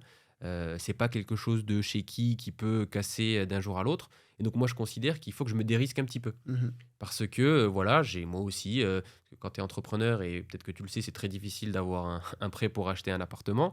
Donc, c'est un petit peu ça la discussion qui s'opère.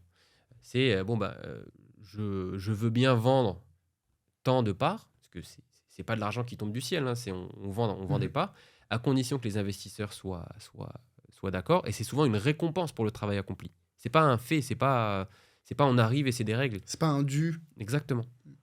Et donc, bien sûr, plus les levées augmentent et plus cette part sortie augmente aussi. Donc en 2021, c'était assez impressionnant. Je ne sais absolument pas combien ont touché les gros entrepreneurs qui ont fait des méga levées. Je Ah n'en ai ouais, ça, aucune c'est idée. vrai. Ça, je ne sais pas, je pourrais pas te dire. Ils ont sûrement sorti une petite partie et ça me paraît juste, mais je sais absolument pas dans quelle proportion. Mais en tout cas, c'est comme ça que ça marche. Cette logique de sortir un petit peu d'argent. Mais pour la plupart des entrepreneurs, parce qu'encore une fois, 75% des startups se cassent la gueule au bout d'1 an ou 2 ans, j'ai plus la Mhm. stat en tête, mais la plupart des entrepreneurs, ils touchent vraiment de l'argent quand ils revendent. Et souvent, c'est au bout de 7 ans, 8 ans, 9 ans, des fois plus de 10 ans. Mhm, mhm. Il ne faut pas croire que tous les entrepreneurs, à chaque levée, Ça va être plein les poches, quoi. pas du tout. Pas Ouais, du ça, tout. ça, c'était un petit peu. Tu vois, c'est aussi ce mythe, cette image de l'entrepreneur, il fait la levée de fonds, merci, au revoir, ciao, j'ai 26 Mm. ans, j'ai revendu 5 millions, et après je vais faire je sais Mm. pas quoi. On l'a dit, hein, ce qui va compter pour les investisseurs, c'est est-ce que l'actif dans lequel on investit, il est pérenne? Est-ce qu'il va générer du cash sur le long terme? Est-ce que ça va être rentable? Est-ce qu'il y a le market fit? Mm. Est-ce qu'on va vendre? Est-ce qu'on a des clients, etc.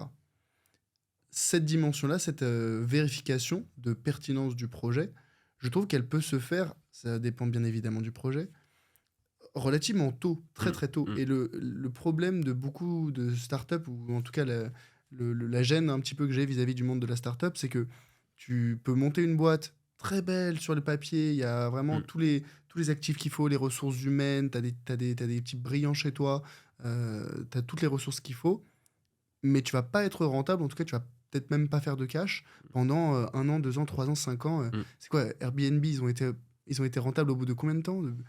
Plus de 10 ans, je Mm. crois. Mm. Je me dis, mais Pourquoi ce fonctionnement? Pourquoi est-ce que on fait pas d'abord, on fait un petit projet ou un service, on commence à le vendre à petite échelle, on voit si ça prend, oui, non, et derrière on fait des levées de fonds. Moi, je suis pas hyper à l'aise avec ce sujet des seeds, des levées de fonds en seed où, comme tu dis, on lève 10 millions sur 3 slides, quoi. Je sais pas ce que tu en penses. Non, je suis assez d'accord. Après, l'exemple d'Airbnb, il est différent. Ils n'ont pas levé 10 millions sur des slides. Ouais. Airbnb, ils ont commencé, je ne sais pas si tu as regardé le podcast de Brian Chesky, le fondateur, ils ont commencé vraiment, vraiment à l'arrache. Mais vraiment, vraiment à l'arrache. Après, je comprends la logique de dire pourquoi il y a quelques élus qui absorbent tout le cash et qu'on force un peu à devenir les numéros 1. Bah, c'est toute la logique du domaine du venture capital. C'est-à-dire que on est prêt à concentrer les capitaux sur quelques entreprises qui vont être leaders, parce qu'au bout d'un moment, tu sais qu'elles vont devenir leaders, parce que les rendements futurs sont démentiels par rapport au capital déployé. En tout cas, c'est ce que le VC veut faire. Donc, un Airbnb, tu sais que pendant 10 ans, ce ne sera pas rentable, mais si au bout de 10 ans, ça devient le leader mondial, ce qui est le cas de la location, vacances, peer-to-peer en gros, tes rendements, tu vas les multiplier par 1000. Les premiers investisseurs dans Airbnb, eux, ça les arrange que ce ne soit pas rentable pendant longtemps. Parce que quelqu'un qui a mis 10 000 euros au début quand ça valait rien du tout, lui, ça ne l'intéresse pas d'avoir 12 euros de dividendes à un moment dans sa vie. Non, lui, ce qu'il veut, c'est que ce soit revendu ou que ça aille sur les marchés publics pour vraiment faire un x1000 ou x100. Et ça, c'est toute une industrie. Ce qu'il faut comprendre, c'est que c'est comme d'autres industries que moi, je connais moins, par exemple, comme le luxe. Il y a ces codes. Moi, je ne sais pas comment est-ce qu'on crée un Dior, mais j'imagine qu'il doit y avoir des choses spécifiques à ce marché-là. Et ben, les boîtes tech, c'est ça. C'est de se dire, il y a un tel potentiel de mise à l'échelle que si jamais on tient assez longtemps et qu'on arrive à imposer cette marque et qu'on choisit la bonne équipe, les rendements peuvent être décuplés x 1000 ou x 10 000. C'est un jeu qui est difficile à comprendre. Et je peux le comprendre parce que c'est un peu le casino. C'est ça, je choisis 5 boîtes. Mais encore une fois, si on en fait une lecture froide sur les 20-30 dernières années, les meilleurs fonds, donc de VC, qui investissent dans ces boîtes-là, ils ont fait des très beaux rendements. Donc, on a beau dire, ouais, mais il y a des boîtes qui coulent, etc. Mais au final, eux, leur activité, leur équation économique, elle marche. Elle marche très, très bien. En fait, je pense que ce qu'il faut comprendre, que ce soit dans le VC ou même dans le private equity ou dans le crowdfunding, c'est que c'est plus dans l'environnement startup ou VC, je dirais, où tu vas faire 100 paris. L'idée, c'est pas d'avoir raison sur 99 ou 51 ou peu importe. L'idée, c'est que faut avoir raison sur 1, mais ce 1-là, il fait x 10 000. Tu peux perdre les 99 autres. Tu as misé 1 euro partout. Si tu as fait moins 99, mais il y en a un, il a fait x 1000, bah, tu as plus que rentabilisé ton investissement. Quoi. Et en plus, il y a... Parce que pendant le Covid, surtout l'année 2021, on voyait des levées de fonds tous les matins sur LinkedIn. C'était ça. Si tu ne faisais pas une levée de fonds, tu étais considéré comme une boîte en train de mourir, alors que pas du tout. Au contraire, si tu n'en as pas besoin, c'est qu'il y a des choses que tu fais très bien, mais mieux que les autres. Mais surtout, ce qui s'est passé en 2021, c'est que le venture capital en Europe et même aux États-Unis est devenu hyper tendance. C'est-à-dire que tout le monde créait son fonds. On avait l'impression que tu avais des petits jeunes qui créaient leur fonds, qui montaient leur fonds, qui levaient 100 millions, qui allaient déployer sur des boîtes. Et ça, c'est un peu, si on peut faire le parallèle avec Trade Republic, où tout le monde se prend pour un trader. Mais au final, il y a beaucoup de ces fonds qui sont en train de fermer maintenant. Parce qu'ils se rendent compte que c'est un jeu qui est assez compliqué. Sélectionner les bonnes entreprises. Exactement, avoir les bons contacts, parce que c'est aussi beaucoup, beaucoup du contact. Je connais les entrepreneurs. Les meilleurs fonds de venture capital, c'est ce que certaines personnes ne comprennent pas. Les meilleurs entrepreneurs, ils ne vont pas en levée de fonds. Les meilleurs, ceux qui l'ont fait 3 ou 4 fois, qui sont connus, qui sont respectés, ils sont limite démarchés par les fonds. Est-ce que tu as une idée en ce moment ? Est-ce que tu as regardé ce secteur-là ? Qu'est-ce que tu en penses ? Donc, il y a beaucoup de fonds qui se sont dit, ouais, mais il y a plein d'entrepreneurs en France, en Europe, on va prendre la vague. Mais au final, c'est beaucoup plus compliqué que ça en a l'air. Le nombre, là, je commence à côtoyer de plus en plus d'entrepreneurs et au début, je me disais, ouais, non, mais ils exagèrent, 75% des startups qui fail au bout d'un an, mais on ne se rend pas compte le nombre de raisons qui peuvent expliquer l'échec d'une startup. Il y en a plein des choses que je ne soupçonnais même pas. Et c'est là où tu te rends compte, tu te dis, ouais, en fait, c'est vraiment compliqué d'aller trouver les bonnes et c'est un vrai métier, quoi. Ouais, je pense que les raisons pour lesquelles une entreprise ou une startup elle s'arrête, il y en a une infinité en fait. Là où le chemin qui l'amène vers la réussite, bah, c'est assez limité. Ouais, exactement, c'est exactement ça. C'est exactement ça. Et c'est pour ça que c'est toujours les mêmes fonds. On dit, ouais, c'est toujours les mêmes fonds qui ont les mêmes boîtes. Ouais, mais c'est question, c'est comme tout, hein, c'est question de confiance, c'est question de track record, c'est question d'accompagnement.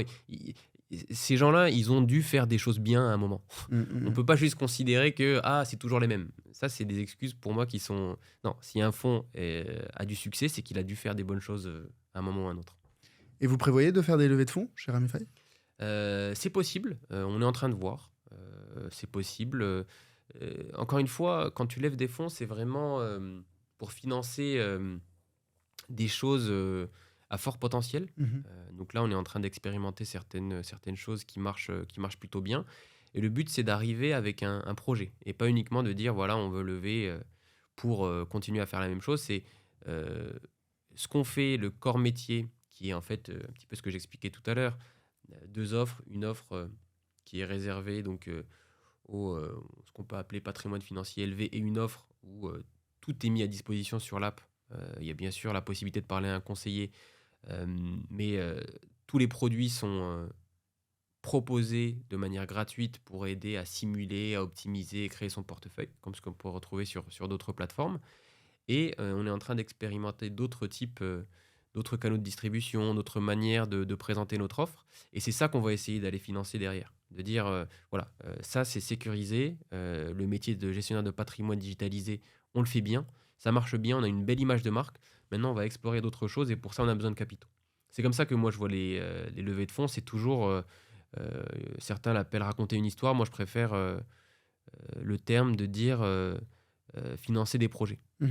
Ouais, Et financer le futur, quoi. c'est ça. Et ça, les investisseurs, ils comprennent bien. Si on arrive et on dit, voilà, ça marche très bien, on va faire la même chose, on a besoin de plus d'argent, ils se disent, bon, pourquoi est-ce que tu n'attends pas et tu seras rentable et ça marchera bien. Et là, je te rejoins.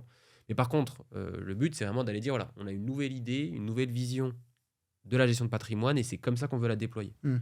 Ouais, ça me fait un petit peu penser, l'exemple, je pense que tu connais Snowball de Johan Lopez, qui a fait une levée de fonds, mais en interne. Enfin, c'est-à-dire, c'était sa communauté, il a levé des fonds auprès de sa communauté. Et au moins, je trouve que là où tu dilues habituellement ton capital auprès d'investisseurs qui sont dans une logique de rentabilité, quand tu le fais auprès de ta communauté, tu as une certitude ou en tout cas un alignement des intérêts, dans le sens où certes, ils vont vouloir peut-être rentabiliser leur investissement, mais c'est avant tout des utilisateurs et c'est des gens qui vont dire, bah voilà, moi, ce que je trouvais super bien dans votre service ou dans votre produit, c'est ça, ça, ça. J'aimerais que vous insistiez là-dessus ou au contraire, il manquerait tel service ou tel produit dans votre entreprise, vous pourriez proposer ça. Vous, peut-être avec Ramify, tu vois, si avec votre académie, avec votre présence sur les réseaux, avec ta participation à ce podcast, il y a peut-être des gens qui vont se dire, ah mais en fait c'est intéressant, j'ai envie de me renseigner dessus, et qui en plus vont participer à l'aventure Ramify, pas uniquement d'un point de vue client, mais d'un point de vue finalement associé investisseur, quoi. Non, carrément, et c'est des choses parce qu'on est en train de se créer cette communauté, là on s'approche des 10 000 membres, donc on commence à avoir une communauté qui est de plus en plus conséquente. Et on sent qu'il y a des gens qui... c'est comme tout, il y a des gens qui considèrent que c'est un produit comme un autre, il y a des gens qui s'impliquent plus dans le projet, et ils se reconnaîtront, qui nous font remonter du feedback, qui demandent à tester les nouvelles fonctionnalités, et ça c'est top, et c'est des gens qu'on accueillera avec plaisir dans le capital. Il y a un deuxième élément qui est hyper important, et dans la manière avec laquelle on a structuré le capital, il faut vraiment se dire que dans la gestion de patrimoine, si on veut proposer les meilleurs produits, il faut avoir des bons alliés. Parce que c'est très difficile de faire sans les assureurs, c'est très difficile de faire sans les maisons de gestion. Et donc, nous, on a fait le choix stratégique d'inclure certaines institutions financières, des parts vraiment minimes, c'est-à-dire que c'est moins de 1% ou moins de 2%, sans contrôle, sans possibilité d'augmentation de capital, d'augmentation de parts. Mais c'est hyper important pour négocier les contrats. Pouvoir négocier un bon contrat d'assurance vie, pouvoir négocier un bon univers d'investissement, pouvoir proposer des bonnes solutions de financement. Si tu n'as pas des banques ou des assureurs à l'écoute, et une fois qu'ils sont au capital, ils sont à l'écoute, on est ou en direct avec les DG épargne du Crédit Agricole, d'Apicil, etc., etc. Ça permet d'aller plus vite et ça permet aussi d'aligner les intérêts de nos clients avec ceux de ces assureurs-là. Mhm. Parce que bien sûr que Ramify, on a envie que ça devienne un gros acteur de la gestion d'actifs et peut-être qu'on ira chercher tous ces agréments-là, mais on ne peut pas tout faire en même temps. C'est ce qu'on disait au début, il faut bien commencer par quelque chose. Et donc le fait d'avoir de ces acteurs-là, en plus de la communauté, bah, c'est très bénéfique pour la communauté. Et ça on a fait attention de bien y réfléchir au début. Ça me vient aussi de mon ancienne vie où j'ai vu le poids que pouvaient avoir ces acteurs dans les négociations. Et c'est très facile de dire je suis un entrepreneur fougueux, je vais contre vent et marée, mais il faut faire les choses les unes après les autres. Ouais.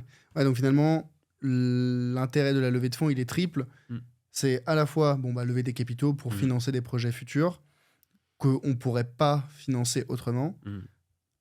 améliorer l'alignement avec les clients éventuels sur des feedbacks qu'ils peuvent nous faire, des remontées, participer à la construction et au développement du service pour que ça soit 100% aligné avec leurs objectifs, Mhm. et en plus faire participer des institutionnels ou en tout cas des acteurs plus en haut dans la chaîne de valeur pour s'assurer d'avoir les meilleurs contrats, les meilleures discussions, les meilleurs... Exactement. Très très bien, très très bien, ok. Bah écoute, c'était très très clair et moi là ça m'amène un petit peu justement sur le sujet du private equity. On est assez différents par rapport à la philosophie. Tu vois, moi je dis vraiment, je pense qu'on est aligné sur le fait que c'est dans un second temps qu'on s'intéresse au private equity. Moi, là où j'en propose, mais relativement peu à mes clients, enfin, tu vois, après, c'est des questions justement de partenariat, en fait. Il faut avoir accès aux bons fonds. C'est-à-dire que le private equity, ça veut rien dire. Tu vois, Exactement. donc, Surtout le private equity. surtout le private Il y a de equity. tout. Comment est-ce que vous faites pour sélectionner? Alors, est-ce que c'est une question uniquement, tu vas me dire, c'est les quants, ou sur quels critères vous basez pour sélectionner les bons fonds de private equity? Alors, il y a plusieurs critères. On a bien sûr notre, d'ailleurs qui est public, notre méthode de scoring, qui prend en compte vraiment beaucoup de critères. Et l'un des, il me semble qu'il y en a 4 ou 5, l'un des 5 critères, c'est l'aspect quant. Parce que l'aspect quant, c'est quoi? C'est analyse des données. Alors, pourquoi est-ce que pour le private equity, on ne peut pas se baser uniquement sur celui-là? Parce que, par nature, c'est des marchés privés, donc il y a moins d'informations que les marchés publics. Donc, on ne peut pas avoir des historiques à rallonge, on ne peut pas avoir accès à tous les KPI financiers, etc., etc. C'est un petit peu plus opaque et c'est pour ça qu'on inclut d'autres critères. Et les critères, ils sont assez... Alors, déjà, la première question, c'est l'accès au fonds de private equity. Ça, c'est vrai. Le private equity, il y a de tout. Tout fonds qui investit dans des banques privées, s'il a bien sûr les agréments, peut proposer son fonds aux particuliers. Bon, il y a plusieurs conditions à remplir vis-à-vis de l'AMF, mais c'est possible. La difficulté, c'est de sélectionner les meilleurs, comme tu dis, et d'être mis en relation avec ces gens-là pour pouvoir créer les partenariats. Parce que c'est pas simple. C'est aussi pour ça que c'est important d'avoir des institutions financières pour les mises en relation, parce qu'il faut se dire que un fonds qui a uniquement des parts de fonds accessibles à partir de 100 000 euros, il va essayer d'être très exigeant sur le type de CGP qu'il va inclure dans sa liste de partenariats. Ça va être soit des banques privées, soit des plateformes qui vont être vraiment alignées avec l'ADN, qui va avoir le bon persona. Donc nous, qu'on va aller démarcher un fonds, il va directement poser la question, c'est qui votre persona? Donc là, il faut arriver avec des données, voilà. Là, il va te dire oui ou non. C'est pas uniquement une question de taille de patrimoine. Ah non, là je parle de déjà accepter de travailler avec Ramify ou autre. Ouais, Parce qu'il y en a beaucoup qui disent oui, mais non. du coup, ils vont regarder qui sont vos clients à Ramify. Exactement. Ouais. Clients, communauté. Ouais. À qui est-ce que vous parlez, vos webinars. Donc ça aussi, c'est un travail qu'on fait, c'est de créer en fait cette communauté autour de cette classe d'actifs. On le fait aussi pour les CPI et autres. C'est aussi des arguments de poids de dire, regardez, on a des clients de cette nature qui investissent dans ce type de fonds, on a déjà des partenariats, ça fait un peu effet boule de neige. Il faut vraiment le faire dès le début et accepter au début d'avoir peu de fonds et au fur et à mesure augmenter et agrandir son catalogue. Aujourd'hui, on a plus de 50 fonds. Et ensuite, comment est-ce qu'on les sélectionne? Donc, il y a la première partie données, donc on fait avec ce qu'on a. On a plusieurs data providers, on fait aussi des recherches par nous-mêmes. Donc ça, c'est un cinquième, si tu veux, de la note. Après, il y a plusieurs critères. Il y a stabilité de l'équipe de gestion, très important. toujours se rappeler que c'est des humains et souvent des petites équipes qui vont gérer ces participations-là. Donc, on peut toucher du doigt les personnes qui vont le faire. C'est pour ça que on a des entretiens avec eux, des webinars pour à la fois apprendre à mieux les connaître et aussi les présenter à notre communauté. Et aussi tout ce qui est stratégie, parce que plusieurs stratégies dans le private equity, LBO, growth, venture, etc., etc. Donc, c'est aussi une analyse de la stratégie, voir est-ce que le fonds est diversifié, est-ce qu'il est hyper spécialisé, et ce qui nous permet, nous, ensuite, et ça, c'est l'AMF qui nous oblige à le faire et fait bien de nous obliger à le faire, c'est de créer le marché cible. C'est qu'on doit savoir à qui est-ce qu'on peut proposer tel ou tel fonds. Je te donne un exemple. Il y a un fonds qui marche extrêmement bien. C'est un fonds de Tikeo qui est spécialisé dans la cybertechnologie. Okay. Et c'est un ticket minimum de 200 000 euros. Tu te doutes bien que ce n'est pas un fonds qu'on va proposer à n'importe qui, quel que soit le patrimoine financier. Non, on l'a proposé à un seul client qui avait déjà un patrimoine très conséquent, plusieurs participations en private equity, et il a demandé à ce qu'on le mette au courant dès qu'il y a des opportunités d'investissement sur des fonds technologiques. Ouais, donc c'est vraiment très ciblé, quoi. Très ciblé. Et c'est un fonds nouveau, donc il a posé des questions. Les questions, on les a fait suivre au gestionnaire, donc Tikeo, qui est un très beau fonds français, et l'investissement s'est fait. Mais c'est comme ça qu'on le fait. C'est pas j'arrive sur le site, je clique sur une icône, je signe un bulletin de souscription et puis voilà. Ouais. Il y a une vraie vérification sur l'adéquation du profil. Bien sûr.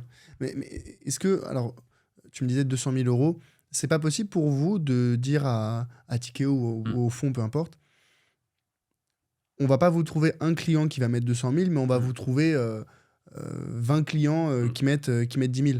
C'est pas possible de faire ça? Alors, même si ce serait possible, je ne le ferai pas.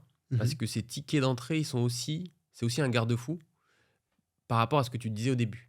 Il ne faut pas, c'est comme pour tout, il ne faut pas donner envie aux clients d'investir dans des produits qui ne lui sont pas destinés. C'est aussi simple que ça.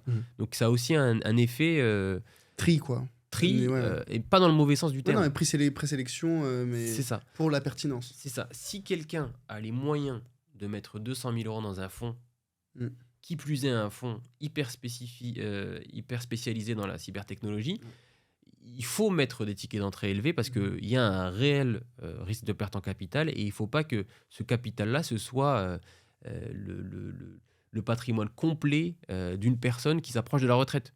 Ce serait non professionnel de proposer ça. Ouais, bien sûr. Et donc c'est pour ça que ce tri il se fait. Et par contre, il y a des fonds de private equity accessibles à partir de 10 000, de 5 000 euros qui sont de très bonnes factures, qui n'auront pas le même rendement espéré que ce fonds-là hyper spécialisé, mais qui sont de très bonnes factures, qui vont être multistratégies, qui vont pouvoir aller délivrer du 10% par an. 10% par an, c'est pas facile à faire. Très bien, voilà. Très content. Donc il y a des choses à faire. C'est juste qu'il ne faut pas griller les étapes. Les choses sont quand même assez bien faites. Et en fonction du ticket d'entrée, on se retrouve vis-à-vis et face à des fonds qui sont en principe adaptés à notre situation actuelle. Peut-être pour refaire juste un pas en arrière, je me rends compte qu'on parle depuis tout à l'heure de private equity, mais on ne l'a pas forcément défini. Peut-être que c'est une classe d'actifs qui est mal comprise ou méconnue par les auditeurs. Comment est-ce que tu expliques, comment tu décrirais le private equity? Et surtout, je pense que c'est ça l'intérêt, parce que les gens ont peut-être déjà entendu parler du private equity. Comment tu le distingues de l'investissement en start-up, du venture capital? Comment tu le distingues du crowdfunding, ce type d'investissement? Alors, pour faire très simple, déjà, commençons simple, le private equity, c'est l'investissement non coté, donc sur les marchés privés, en opposition au marché public. Donc ETF, actions, CAC 40, S&P 500, tout ce que ça implique. Donc, c'est des entreprises qui sont moins matures que les entreprises publiques, en tout cas pour la plupart, qui on a moins d'informations parce que le fait d'être public, ça vient avec des obligations de mise à disposition d'informations qui sont très très strictes. Et en plus de ça, souvent, c'est un capital qui est assez... pour les entreprises publiques, je veux dire, qui est assez dispersé et... dilué. Voilà, dilué. C'est rare qu'on ait un fonds actif ou activiste, qu'on appelle, qui va essayer d'influer sur les décisions de l'entreprise. Ce qui est le cas dans le private equity. Private equity, ce qu'il faut comprendre, c'est...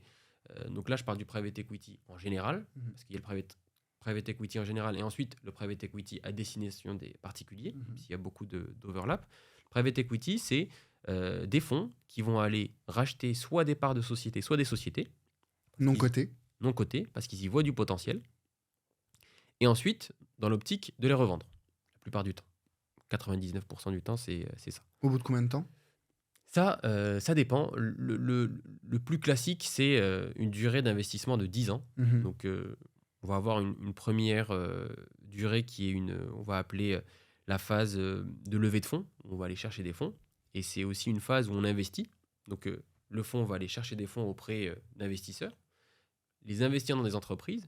Et ensuite, la deuxième partie, le deuxième volet des 5 dernières années, ça va être la phase de distribution. On va commencer à revendre des participations de la manière la plus intelligente possible, essayer de voir les entreprises où il y a le plus de potentiel. Le but étant derrière de récompenser les investisseurs avec du rendement. La vraie différence entre le public et le privé, c'est le risque de liquidité. Le manque de liquidité ou le risque de liquidité. C'est-à-dire que quand on investit dans du privé, sur 95% des fonds, parce que on pourra en parler, mais il y a des fonds qu'on appelle evergreen qui sont ouverts avec une liquidité quasi totale. Mais le vrai pacte qui est signé avec la maison de gestion de private equity, c'est je suis prêt à ce que mon argent soit bloqué pendant 10 ans. Ce qui permet au gestionnaire d'avoir plus de flexibilité parce qu'il a une poche, il peut compter dessus, faire ses petits calculs. C'est pas pareil que les marchés publics où d'un jour à l'autre, tu peux voir ta valorisation fluctuer de pas mal de pourcentages. Et donc pendant 5 ans, il va déployer le capital. Les 5 dernières années, il va essayer de faire de la distribution et créer du rendement. Et donc, ce risque-là, donc, qui est à la fois de perte en capital et le manque de liquidité, c'est rémunéré. C'est pour ça que quelqu'un qui investit en private equity, il s'attend à des rendements supérieurs à ceux délivrés par le marché privé ou l'IMO. Ouais. L'IMO, on peut avoir la même problématique de liquidité, mais c'est surtout que c'est des actifs beaucoup moins risqués. Ouais. Et surtout, c'est des actifs... C'est très collatéralisé, on a toujours les murs qu'on peut revendre. Donc, perte en capital zéro, à moins qu'une bombe explose sur Paris. Et tu as toujours les murs qui sont là, l'appartement est là. Voilà, alors qu'un private equity, la société, elle fait faillite. C'est ça. Alors, c'est là où ça me permet de faire une bonne transition sur les différents types de private equity. Ça, c'est vrai, le zéro sur les startups. C'est pour ça que les startups, moi, je ne conseille pas forcément les gens d'investir directement dans des startups, sauf s'il y a une vraie connexion avec une startup qu'on connaît, qu'on aime, dont on utilise le produit et que ce soit une partie infime du patrimoine. C'est plus très personnel. Presque on connaît les fondateurs ou on a une utilisation de la startup. Exactement, on croit en le domaine ou l'industrie.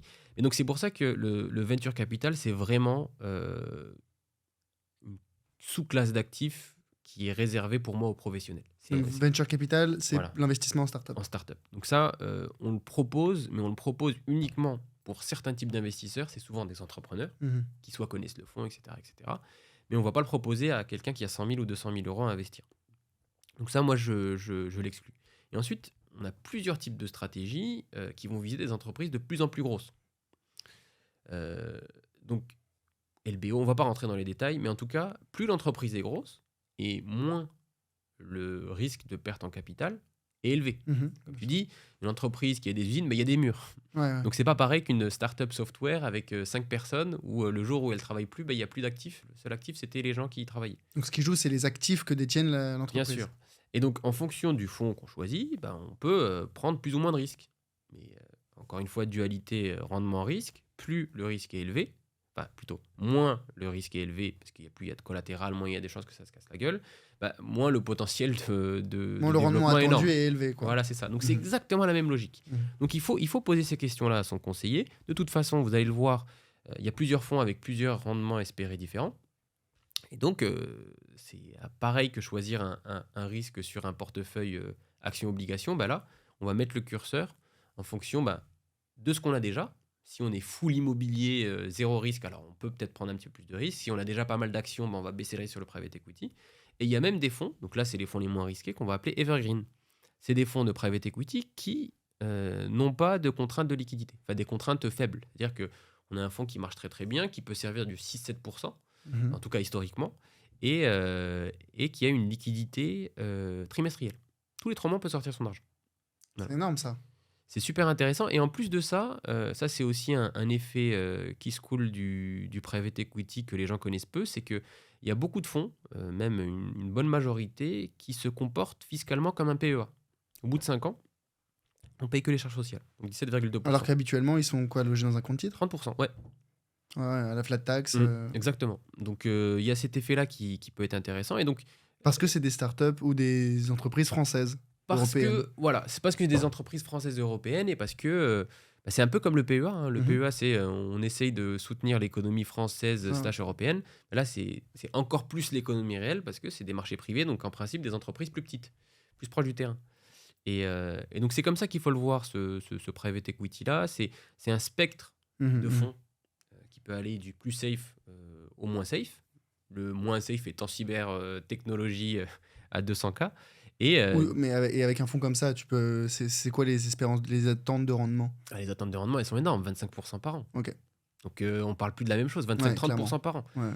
Annoncé par le fonds, c'est pas Mhm. nous. C'est espéré, bien sûr, avec tous les risques que ça implique. Mais là, tu commences à toucher du doigt entre 6 et 7% et 30%. Ouais, bien sûr, bien sûr, bien sûr. Le risque Là est où pas le même. un fonds evergreen, il va chercher quoi? Bah, les fonds evergreen, il n'y en a pas beaucoup. Mhm. Et c'est souvent des fonds où il va y avoir à la fois du private equity et de la dette privée pour le stabiliser. Mais ça reste le même domaine parce que tu finances des entreprises non cotées. 6%, 6-7%. Ok. Oui, donc c'est pas loin de ce que tu peux chercher avec finalement les marchés financiers traditionnels, ça. actions. C'est ça. Mais, et ça, c'est pour ça qu'il faut vraiment se mettre à la place du régulateur. Un fonds de private equity n'est pas forcément plus risqué ou n'est pas plus volatile qu'une C'est ce qu'on action. disait tout à l'heure. Il faut Exactement. distinguer volatilité et risque de perte en Exactement. capital. Et donc, si tu pars par exemple sur un fonds, alors bien sûr, le risque de perte en capital, il existe toujours. D'ailleurs, il existe même pour une entreprise cotée. Il ne faut pas croire qu'il n'y a aucune entreprise qui peut aller au tapis. Il y a juste moins de chances parce qu'il y a plus de garde-fous, c'est plus gros, etc. Ça a prouvé plus de choses. Mais quand tu regardes un fonds, là, le fonds Evergreen dont je parlais, c'est un fonds de plus de 2 milliards qui a pas mal d'années d'historicité, qui a plein de participations, donc très diversifiées. Et donc, la probabilité de perte en capital total, elle est aussi faible que dans une entreprise du CAC 40. Ouais. Parce que ça fait des années que la boîte, elle tourne. C'est ça, c'est de la dette privée, donc c'est plus senior par rapport à de l'action, en tout cas à 60% de la dette privée. Donc c'est vraiment un actif, si tu regardes la courbe, ça sert du 6-7% de manière récurrente depuis pas mal d'années. Mais, et je comprends l'AMF, ces fonds-là, ils seront toujours considérés comme très risqués aux yeux de l'AMF.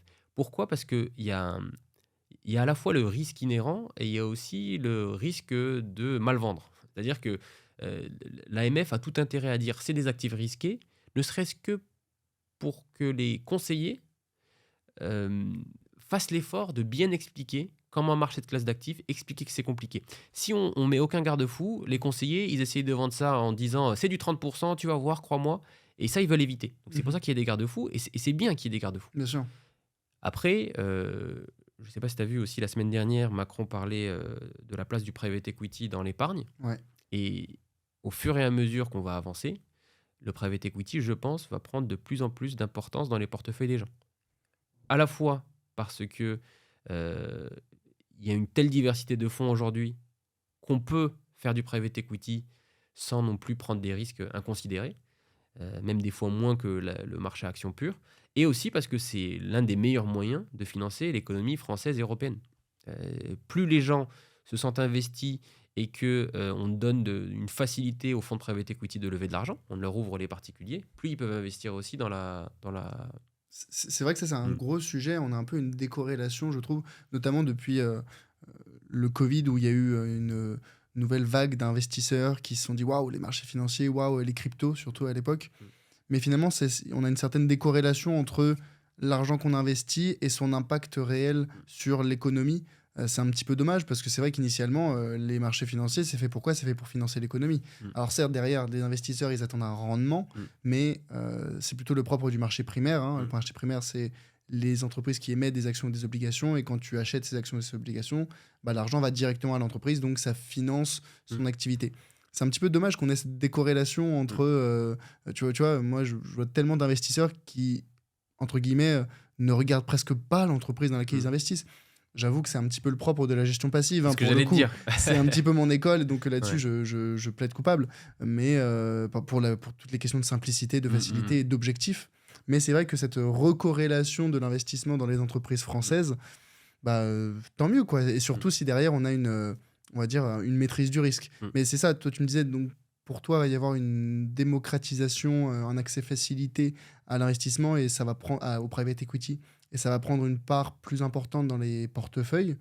Euh, Quelle part, selon toi, ça va prendre dans les années qui viennent? Déjà, aujourd'hui, est-ce que tu sais ce que ça représente ou pas, le private equity? C'est extrêmement faible en Europe. Ouais, c'est très petit. Extrêmement faible.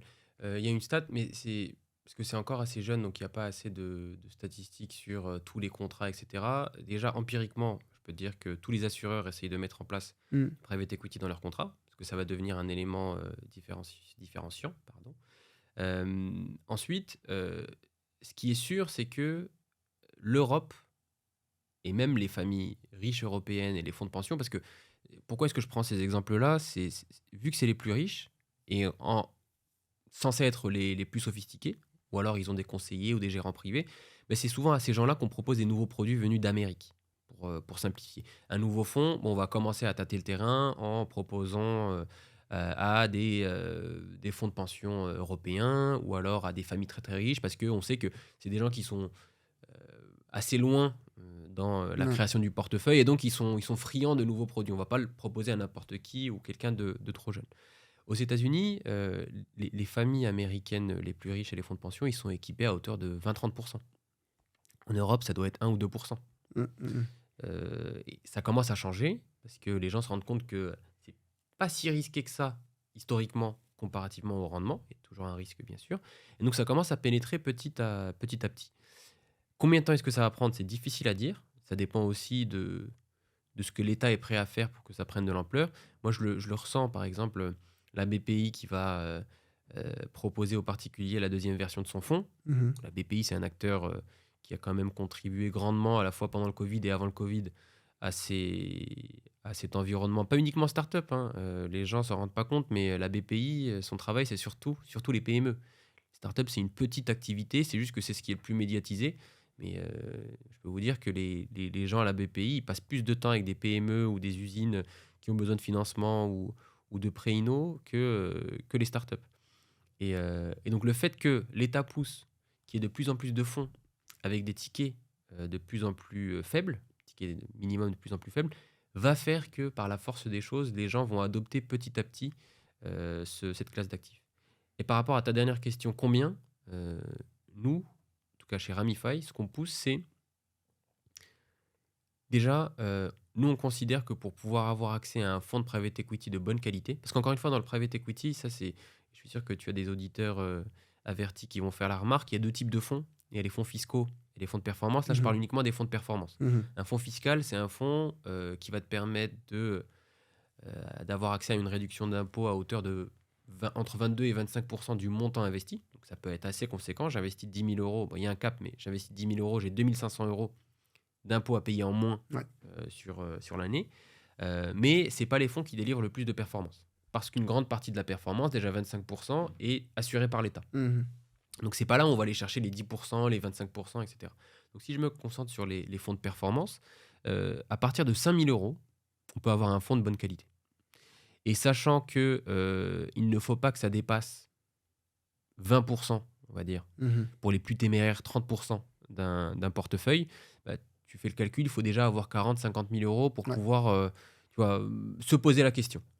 Même quand je vois quelqu'un qui a 50 000 euros de patrimoine financier global, je vais plutôt lui proposer un PEA s'il n'en a pas, ou des choses plus liquides. Comme ça, c'est jamais, quand on a 50 000 euros, c'est jamais bien d'avoir 10 000 euros bloqués pendant 10 ans, je ne peux pas y avoir accès. Ouais. Donc il faut aussi regarder la situation de la personne, son niveau de connaissance, son projet. Ouais, 20%, ça me paraît être un bon niveau sur un portefeuille bien diversifié avec de l'IMO, avec une exposition actions, obligations, etc. Ouais, donc ça doit représenter 5 à 25% pour faire l'échelle. 5 à 25% du portefeuille selon la taille du patrimoine, selon le profit, selon les objectifs, selon l'horizon d'investissement. Et en termes de rendement qu'on peut attendre, c'est du 6 à 7%, donc proche de ce qu'on trouve sur les Mmh mh. marchés actions traditionnels, jusqu'à 25%, Voilà. 30% pour les plus dynamiques, les Mmh mh. plus risqués, les plus volatiles, quoi. Mais Exactement. en quoi est-ce que demain, tu me disais, ça va être plus. Ça aura une part plus importante dans les portefeuilles. Pourquoi est-ce que demain, ça serait moins risqué qu'aujourd'hui? J'entends les facilités opérationnelles, mais en quoi ça serait moins risqué? Ce sera pas moins risqué, ce sera mieux compris. C'est un peu différent. C'est-à-dire qu'aujourd'hui, ce qui fait peur à l'AMF, c'est que les Français et les Européens, de manière générale, n'ont pas le même niveau d'éducation financière que Mhm. les Américains. C'est même pas question d'éducation financière, c'est surtout de posture face à l'investissement Mhm, et au mhm. risque, plus que d'éducation financière. Parce que l'éducation financière, les Français, ils sont pas plus bêtes que d'autres.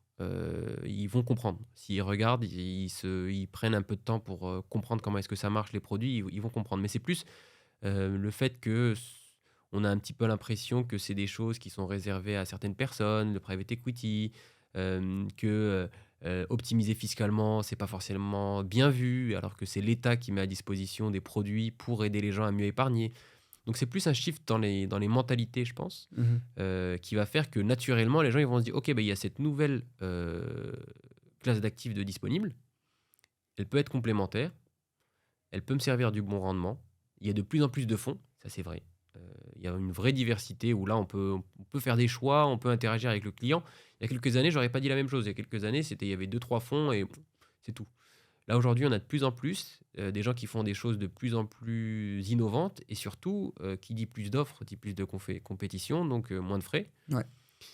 Donc ça, Ça, ça, c'est ça bien, ça va tire positivement pour exactement, les épargnants, quoi. exactement. Ouais, ouais. Ouais, donc finalement, ça va être ce qui fait qu'un type d'investissement est démocratisé, c'est sa bonne compréhension par le grand public, ou en tout cas la vision que l'AMF a de Mm, cette compréhension mm, par le grand public. mm, Ouais, donc finalement, donc ça, à partir du moment où les Français auront une meilleure éducation financière, ou en tout cas une meilleure compréhension de ces classes d'investissement, mm, ces petites classes d'actifs, mm. ça sera plus démocratisé. Euh, Toi, à titre personnel, tu investis en private equity? Alors, j'ai investi, oui. Malheureusement, j'ai pas le patrimoine requis pour investir dans les meilleurs fonds encore, Ok. mais c'est quelque chose que je compte faire. Mais effectivement, important que la plupart des gens qui travaillent chez Ramify investissent dans le plus de produits possible, ne serait-ce que pour suivre à quoi est-ce que ça ressemble pour un client. C'est Bien hyper sûr. important.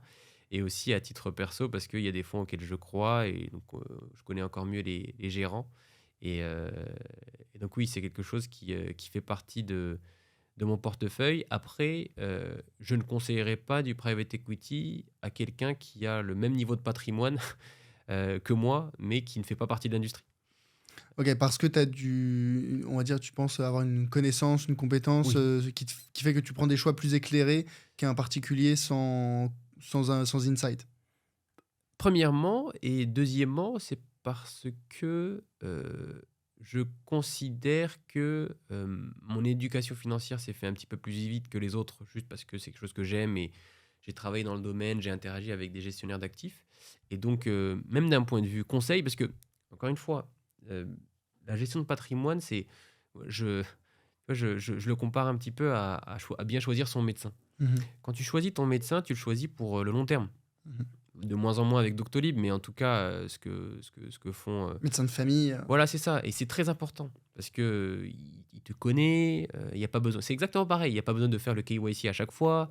Il va pouvoir s'adapter de manière marginale. Quand tu rencontres quelqu'un, il repart de zéro. Il connaît Mhm, pas tes tendances, tes préférences, etc. Et donc, la gestion de patrimoine, c'est pareil. C'est sur 30 ans. Donc, même si quelqu'un est peut-être à la limite prêt pour faire du private equity aujourd'hui, c'est peut-être mieux pour le mettre en confiance, pour qu'il commence petit à petit, euh, de le faire investir dans des projets plus simples à appréhender. C'est mhm. pour ça que l'AMF met autant d'accent sur attention, le private equity, parce que c'est pas facile à appréhender, c'est normal. Et attendre 2, 3, 4 ans, et ensuite proposer le private equity en sachant que la personne connaît l'investissement, elle a peut-être vécu. C'est très important dans la vie d'un investisseur de vivre un 2022. Ouais. Quand on vit un 2022, on comprend, on se dit, ok, d'accord, tout ce qu'on m'a dit sur la volatilité, maintenant je comprends. Si tu as commencé en 2021, et c'est un petit peu le problème de beaucoup de gens, c'est, oh là là, mais les marchés, c'est l'Eldorado, je mets tout. 30% par an, c'est Voilà, c'est normal. ça. Et donc il faut laisser aux gens le temps de vivre ces secousses. Et quand tu leur dis, bah regarde, le private equity, tu vas pas vivre ces secousses, mais il y a quand même un risque de risque en capital, il aura vécu. C'est pas la même approche. Ouais. Ouais, ça c'est vrai, hein, ça pour le coup, de vivre. Moi, c'est ce que je dis à toutes les personnes que je forme avec mon bootcamp pour apprendre à investir sur les marchés Mm. financiers. Toutes, je leur dis, dans votre vie, je sais pas, je connais pas l'avenir, j'ai pas de boule de cristal, Mm. mais je peux vous dire que dans les 10, 20, 30 prochaines années, vous allez vivre des crises boursières, vous allez vivre des cracks de marché. Et c'est entre guillemets, une bonne chose, ou en tout cas, vaut mieux que ça arrive tôt que tard. Parce que c'est important de vivre des périodes de marché compliquées, Mm. comme c'est agréable de vivre des 2021, comme tu Mm. disais, Mm. mais ça fait partie de la vie de tout investisseur. Mm. Euh, Demain, moi, je suis un investisseur particulier. Mhm. J'ai envie euh, de, de m'intéresser, non, de commencer à investir directement Mhm. dans le private equity. C'est quoi mes options aujourd'hui? Alors, ça dépendra aussi du capital à disposition. Parce que les options, il y en a beaucoup. Euh, Il y a de plus en plus de fonds. Je vais en citer un. Euraseo, par exemple, qui a fait qui est un fonds de private equity très connu en France et en Europe. Euh, Très présent, très belle équipe de gestion. Donc vraiment le top, en tout cas en France. Et en plus de ça, ils ont fait un véritable travail euh, dans la création de fonds adaptés au grand public. C'est-à-dire qu'avec Euraseo, pour 10 000 euros, tu peux avoir accès à des fonds de très bonne qualité, diversifiés. Donc quand je dis diversifiés, c'est plusieurs stratégies, à la fois du LBO, à la fois un petit peu de venture capital. Parce que, encore une fois, c'est comme un ETF. Au début, c'est toujours plus facile de se dire je suis diversifié, je mets 10 000 euros et je vois comment est-ce que ça se comporte. J'attends 5-6 ans pour comprendre un petit peu et toucher du doigt cet investissement-là, plutôt que de commencer sur un truc hyper spécialisé qui risque de secouer pas mal. On peut aussi avoir accès à des fonds, parce qu'il faut se dire que Euraseo, c'est l'un des fonds de private equity et de venture capital les plus en vogue ou les plus connus sur la place de Paris et en France, et même de plus en plus en Europe. Et donc, ils ont des participations dans toutes les entreprises un peu connues de l'environnement tech, Payfit, Vestiaire Collective, Sora, enfin, toutes ces grosses boîtes, Farfetch, toutes ces grosses boîtes, Euraseo a des participations dedans. Et c'est possible d'investir en compagnie d'Euraseo dans ce fonds-là, qui s'appelle Entrepreneur Club 2. Ça, pour le coup, c'est un peu plus risqué. C'est vraiment pour les gens jeunes qui croient en la French Tech, qui veulent voir exactement les valeurs et les entreprises dans lesquelles ils veulent investir, parce que c'est Doctolib, c'est vraiment des choses qu'on utilise de plus en plus. Et donc ça motive pas mal un certain type d'investisseurs. Et pour 10 000 euros, Euraseo te met à disposition ces fonds-là. Donc pour moi, c'est, je pense, le meilleur moyen de faire ses premiers pas dans le private equity. Après, il y en a d'autres, hein, avec un petit peu plus pour ne pas citer qu'un seul acteur. Il y a Altaroc. Altaroc, c'est plutôt à partir de 100 000, mais c'est de la très bonne qualité. Là, en fait, c'est un autre type de fonds. C'est un fonds de fonds. Un fonds de fonds, c'est quoi? C'est une personne qui va aller créer un fonds et au lieu de choisir elle-même les startups ou les entreprises dans lesquelles elle va investir, elle va investir dans des fonds. Qui, eux, vont investir dans les startups. Exactement. Et surtout qui ont un historique. Parce que le problème d'un fonds de private equity, c'est quoi? C'est quand on commence, on a zéro track record. Zéro. On n'a même pas d'historique. On peut même pas dire j'aurais investi dans ces entreprises, donc je fais un backtest. Ouais, pas possible. C'est facile. Voilà. Et donc il y a beaucoup de gestionnaires, parce qu'ils ont certains contacts, ils te permettent, toi particulier, d'avoir accès à certains fonds. Et vraiment, là, pour le coup, on parle de fonds top 10% mondiaux. Et c'est des fonds qui, sur 20 ans, ont délivré au moins 15-20% par an. C'est énorme. Ouais. Ils vont mettre un ticket assez conséquent, 10-20 millions, et ensuite, c'est ce que tu disais tout à l'heure, ils vont le diviser. Mais ils vont le diviser en tickets de 100 000, parce que ça reste quand même de l'investissement private equity. Donc il y a plusieurs fonds qui font ça, et ça c'est vraiment une bonne alternative, parce que c'est un fonds qui est par construction diversifié. On diversifie encore plus, parce qu'il y a encore plus de fonds. Alors même si c'est des fonds risqués, mais plus il y en a, et moins c'est risqué pour la personne, l'investisseur final. Alors c'est diversifié, et en même temps, j'aurais tendance à préférer, si je devais investir dans un fonds de private equity, dans un fonds qui est aligné avec des convictions fortes que j'ai. Et donc nécessairement, les convictions fortes, on n'en a pas 1 million, ou en tout cas sinon elles ne sont pas très fortes. Et donc nécessairement, le fonds, je me dis qu'il va être spécialisé dans la tech, dans les énergies renouvelables, dans peu importe l'industrie. Auquel cas, on est finalement relativement restreint ou concentré dans les secteurs Mm. auxquels on s'expose via ce fonds, non? Ah, bien sûr, encore une fois, ça dépend de la personne et du projet. Mm. Quelqu'un qui veut voir transparaître ses valeurs et ses préférences dans son portefeuille, il peut le faire. Quelqu'un, et il y en a beaucoup, Mm. et on va pas les juger pour ça, qui sont là dans une optique de sécurisation, de création de patrimoine long terme, moins de risques, plus de rendement, il signe. Mm. Et chacun est libre de faire ses choix. Mais je suis d'accord, lorsqu'on va... C'est comme la différence, c'est encore une fois, c'est le parallèle avec l'ETF. Mm. Soit on choisit ses actions, on prend le risque qui va avec, soit on diversifie. Et historiquement, on sait que d'un point de vue purement égoïste, si on peut parler comme ça, rendement, c'est la meilleure chose à faire. Ouais, ouais, bien sûr. Mm. Ouais, et est-ce que, juste pour confirmer, là où l'ingénierie patrimoniale chez Ramify, elle est accessible à partir de 100 000, alors que c'est plutôt 1 million dans certaines banques traditionnelles, est-ce que c'est la même logique quand on dit que des fonds proposent des tickets d'entrée à partir de 200 000, 500 000, 1 million d'euros, alors que quand on passe, tu vois, que ce soit par Ramify ou par d'autres plateformes, on peut y accéder à partir de tickets bien plus faibles? Est-ce que c'est aussi parce qu'elles ont moins de charges opérationnelles ou c'est uniquement une question de, tu me disais tout à l'heure, d'adéquation avec le profil de l'investisseur? C'est un peu des deux. C'est surtout le point adéquation Mhm. qui pèse beaucoup. Mais il y a aussi un aspect opérationnel. C'est-à-dire que de leur côté, il faut vraiment se dire que quand on investit dans un fonds de private equity, on est actionnaire de ce fonds de private equity. Euh, et d'un côté, c'est à peu près la même chose que les boîtes publiques. Mhm. Mais dans les entreprises publiques, tu as des exchanges qui sont là pour assurer les transactions, la traçabilité, etc. Quand c'est privé, c'est à l'entreprise de le faire. Donc, certes, il y a des coûts pour les boîtes publiques. On paye l'exchange pour être listé, pour machin. Mais au moins, c'est fait Mm. et c'est externalisé. Pour une entreprise privée ou un fonds privé, bah, c'est lui qui doit faire les attestations de parts, c'est lui qui doit faire les AG et inviter tout le monde. Donc, il y a aussi cette partie-là. Ce sera toujours plus simple pour eux de gérer 100 personnes qui mettent 1 million que 100 000 personnes qui mettent 1 000 euros. Ça, c'est sûr. Et ce travail de sélection des fonds Mm. pour trouver les meilleurs, les plus pérennes, ça, c'est infaisable par des particuliers ou selon toi, c'est... Parce que chez Ramify, c'est toute une équipe qui travaille Mm. là-dessus. Mm. Est-ce que moi, petit particulier, je suis chez Mm. moi, je me dis non, mais je suis capable de faire du stock picking, je suis capable Mm. de sélectionner des fonds de private equity? Alors, oui, mais à quel prix en Ok. termes de temps? Mhm. C'est-à-dire que moi, je suis pas en train de dire que, encore une fois, les gens qui essayent d'expliquer que c'est une boîte noire et que tu n'auras jamais nos algos, etc. Nos algos, on les propose aux gens s'ils veulent les utiliser. Mhm. La question, c'est avoir une équipe qui fait ce travail à plein temps, qui va s'assurer d'updater toutes les données dès qu'elles sont live, d'aller parler aux gérants, de faire une analyse approfondie de l'historique des entreprises, etc. C'est question de temps. Et aussi de background, c'est-à-dire que si tu sais pas lire un bilan comptable Bien ou sûr. c'est un peu plus compliqué, tu peux te former, tout est faisable. C'est pas de la magie noire, mais c'est vraiment question de temps et d'expertise.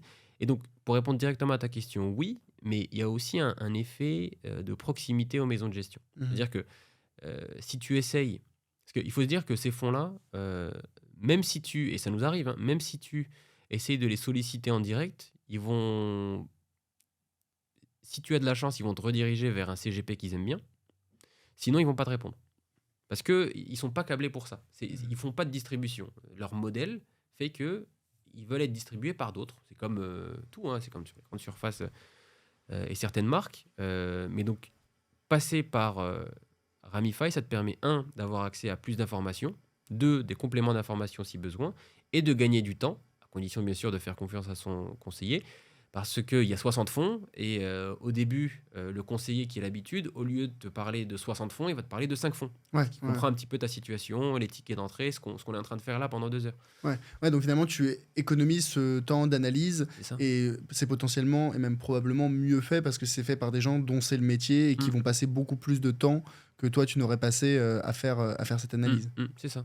Et surtout, c'est l'analyse fondamentale. Tu vois, c'est comme, je prends souvent cette image, quand tu vas faire construire ta maison, tu vas pas donner ton avis sur comment est-ce qu'on fait les fondations et le raccordement aux lignes Ouais. électriques. Tu vas donner ton avis sur le parquet, et c'est un peu la même logique, c'est qu'il y a des fondamentaux. On peut y croire ou ne pas y croire. Nous, on croit en ces fondamentaux. On a des professionnels de l'investissement qui ont travaillé pendant des années. Et ensuite, bien sûr, on ouvre la discussion, mais sur certains aspects, les préférences d'investissement, la tolérance au risque. Mais quelqu'un qui vient nous voir et nous dit j'ai 30 ans devant moi et je veux un risque 1, on va lui dire non. On va lui Ouais, dire ouais. c'est pas, tu vois, les C'est fondamentaux pas n'y adapté, sont ouais. pas. Ouais, Voilà. ouais, Ok, ok, je vois. Et combien ça coûte? C'est quoi les frais associés au private equity? Alors, ce qui est sympa avec, le private equity, c'est que l'AMF oblige les fonds à donner leur performance nette de frais. Donc, Donc les objectifs de rendement, ils sont toujours affichés net de ouais. frais. Ou alors, il y a toujours les frais juste à côté. Donc, il faut faire gaffe. C'est un peu différent. Et je sais pourquoi est-ce que tu poses cette question-là, parce que les frais, et c'est le cas, c'est très important, il faut regarder dans le détail, ça peut avoir un impact énorme lorsqu'on investit en assurance vie, en Ouais. PEA, en PER. Parce que c'est des frais récurrents, annuels. C'est des frais récurrents annuels, et en plus de ça, je vais dire un truc qui me dessert peut-être, mais c'est pas grave, mais tout le monde a à peu près les mêmes portefeuilles. Mhm. Donc la différence, elle se fait beaucoup sur les frais. Ouais. Tu as des ETF actions, des ETF obligations. Tu peux avoir des choses un petit peu mieux, des meilleurs arbitrages, mais au final, tu vas avoir à peu près le rendement long terme d'un marché public C'est ça. plus ou moins exposé aux États-Unis ou pas. Sur le private equity, il peut y avoir des grosses disparités Ouais. de rendement espéré. Donc, est-ce que tu préfères payer 0,5% sur Bien un sûr. fonds qui te sert du 6-7% ou du 5% sur un fonds qui peut te servir du 30%? Bien sûr. Donc la question ne se pose pas de la même manière. Mhm. Par contre, à fonds équivalent, et c'est pour ça que c'est important d'en parler à un conseiller, parce qu'il va pouvoir te dire ce que sont des fonds équivalents en termes d'équipe de gestion, de target, de rendement, etc. Là, c'est intéressant de regarder. Si tu as deux fonds qui se ressemblent, qui ont à peu près les mêmes stratégies d'investissement, il y en a un qui te propose 12% net de frais et l'autre qui te propose 10% net de frais, tu peux te poser la question. Ouais, bien sûr. Mais la question ne se pose pas de manière aussi directe que pour des investissements Ouais. d'assurance vie et PER. C'est ce que je veux dire par là. Bien sûr, bien sûr. Mais les frais, c'est. Alors, tu as les frais d'entrée et les frais de gestion. Ouais. Donc, les frais d'entrée, c'est aux mains de ton conseiller en gestion de patrimoine. On les met à 0. Et ensuite, tu as des frais de gestion qui sont choisis et mis en place par la maison de gestion. C'est pas Ramify ou un autre CGP qui va choisir. Et c'est des frais récurrents sur toute la vie de l'investissement. Ouais, ça. Et ça peut aller entre 2 et 4%, D'accord. pour être Ouais. large. Mais l'objectif de rendement affiché, il est censé être C'est ça. net de frais, C'est ou ça. s'il l'est pas, c'est affiché clairement à C'est côté, quoi. Et si c'est pas affiché, il faut demander. C'est Ouais, ça. Ok. Il faut le faire. Ouais, donc en synthèse, le private equity, c'est vraiment dans une logique de diversification de son portefeuille quand on a déjà un patrimoine relativement conséquent, c'est-à-dire à partir peut-être 50 000 euros dans ces eaux-là. Ça peut représenter de 5 à 25% de son portefeuille.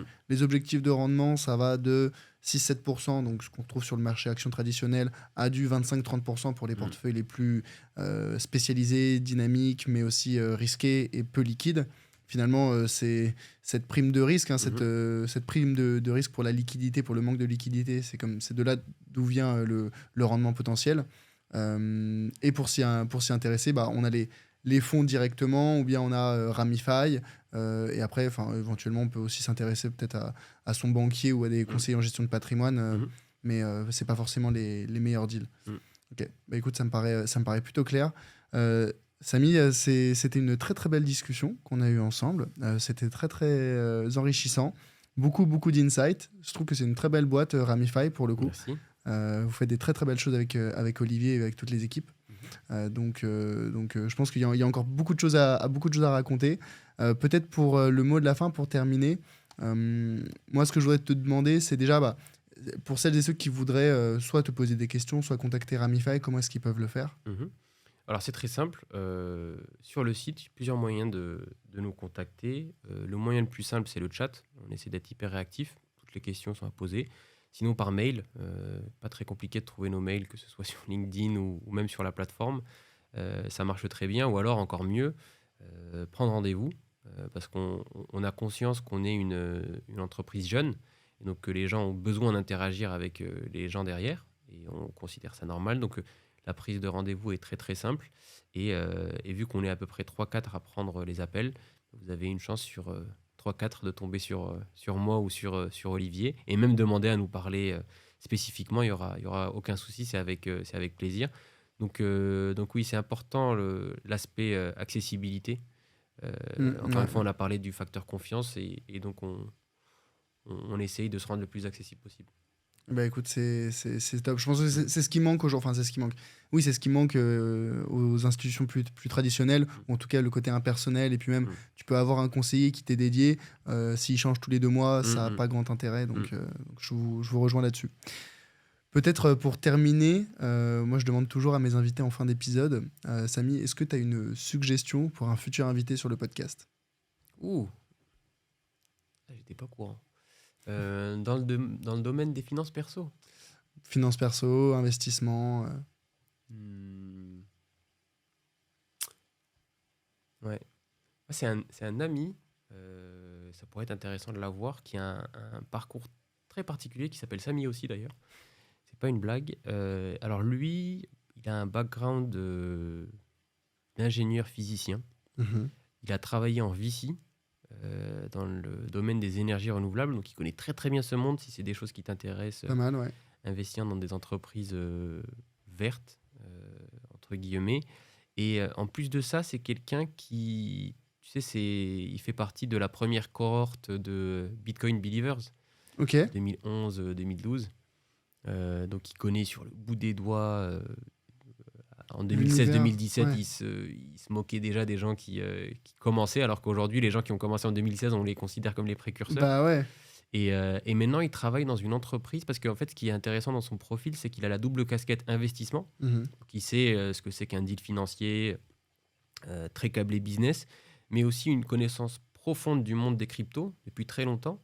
Et en fait, vu qu'il travaille dans les énergies renouvelables, il a beaucoup travaillé dans l'électricité.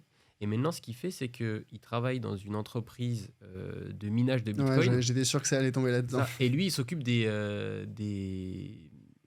contrats énergétiques, électricité, surtout aux États-Unis et en Europe. Ce qui est le cœur de l'activité du minage Exactement. de Bitcoin. Hein. Et c'est hyper intéressant parce que vu qu'il est très câblé finance perso, c'est le style de gars qui, à 30 ans, avait sa holding, etc., etc. On les connaît tous. Et donc, il fait beaucoup de parallèles entre le monde des cryptos et le monde de la finance traditionnelle, ce qui lui donne un edge énorme dans son boulot. Ouais. Mettre en place des options pour se hedger sur les contrats d'électricité qu'il négocie, optimiser fiscalement, c'est des choses qu'il connaît bien. Et le fait d'avoir cette double casquette, parce que souvent, c'est ce que je remarque, hein, c'est soit on est full DeFi, soit on est full TradFi, comme ils le disent. Lui, c'est vraiment il est à l'embouchure des deux mondes. Et il fait plein de parallèles et je trouve que comment dire, son approche, elle est top. Samy comment? Samy Biadi. Biadi. Et ben écoute, on recevra peut-être Samy pour un prochain épisode, mais c'est ouais, je passerai. C'est vraiment un gars super intéressant, passionnant. Tu passeras un bon moment avec lui. Ah bah vraiment avec plaisir, parce qu'en plus ça fait un moment que j'ai pas parlé de crypto. J'avais déjà parlé dans un épisode trading crypto, mais là un épisode à la frontière entre les deux, ça serait bien. Ça serait peut-être le meilleur des deux mondes finalement. Encore un grand merci pour ta participation à cet épisode, à ce podcast, Samy, et bah peut-être à une prochaine fois. Avec plaisir. Bah, merci beaucoup pour l'invitation et à bientôt, j'espère. Salut. Merci d'avoir suivi cet épisode jusqu'au bout. Si le podcast t'a plu, pense à le noter 5 étoiles sur ta plateforme d'écoute. Je suis preneur de tout feedback, que ce soit sur les thèmes à aborder ou sur les personnes à inviter sur le podcast. Donc si tu as une remarque, critique ou suggestion, tu peux me joindre facilement sur LinkedIn.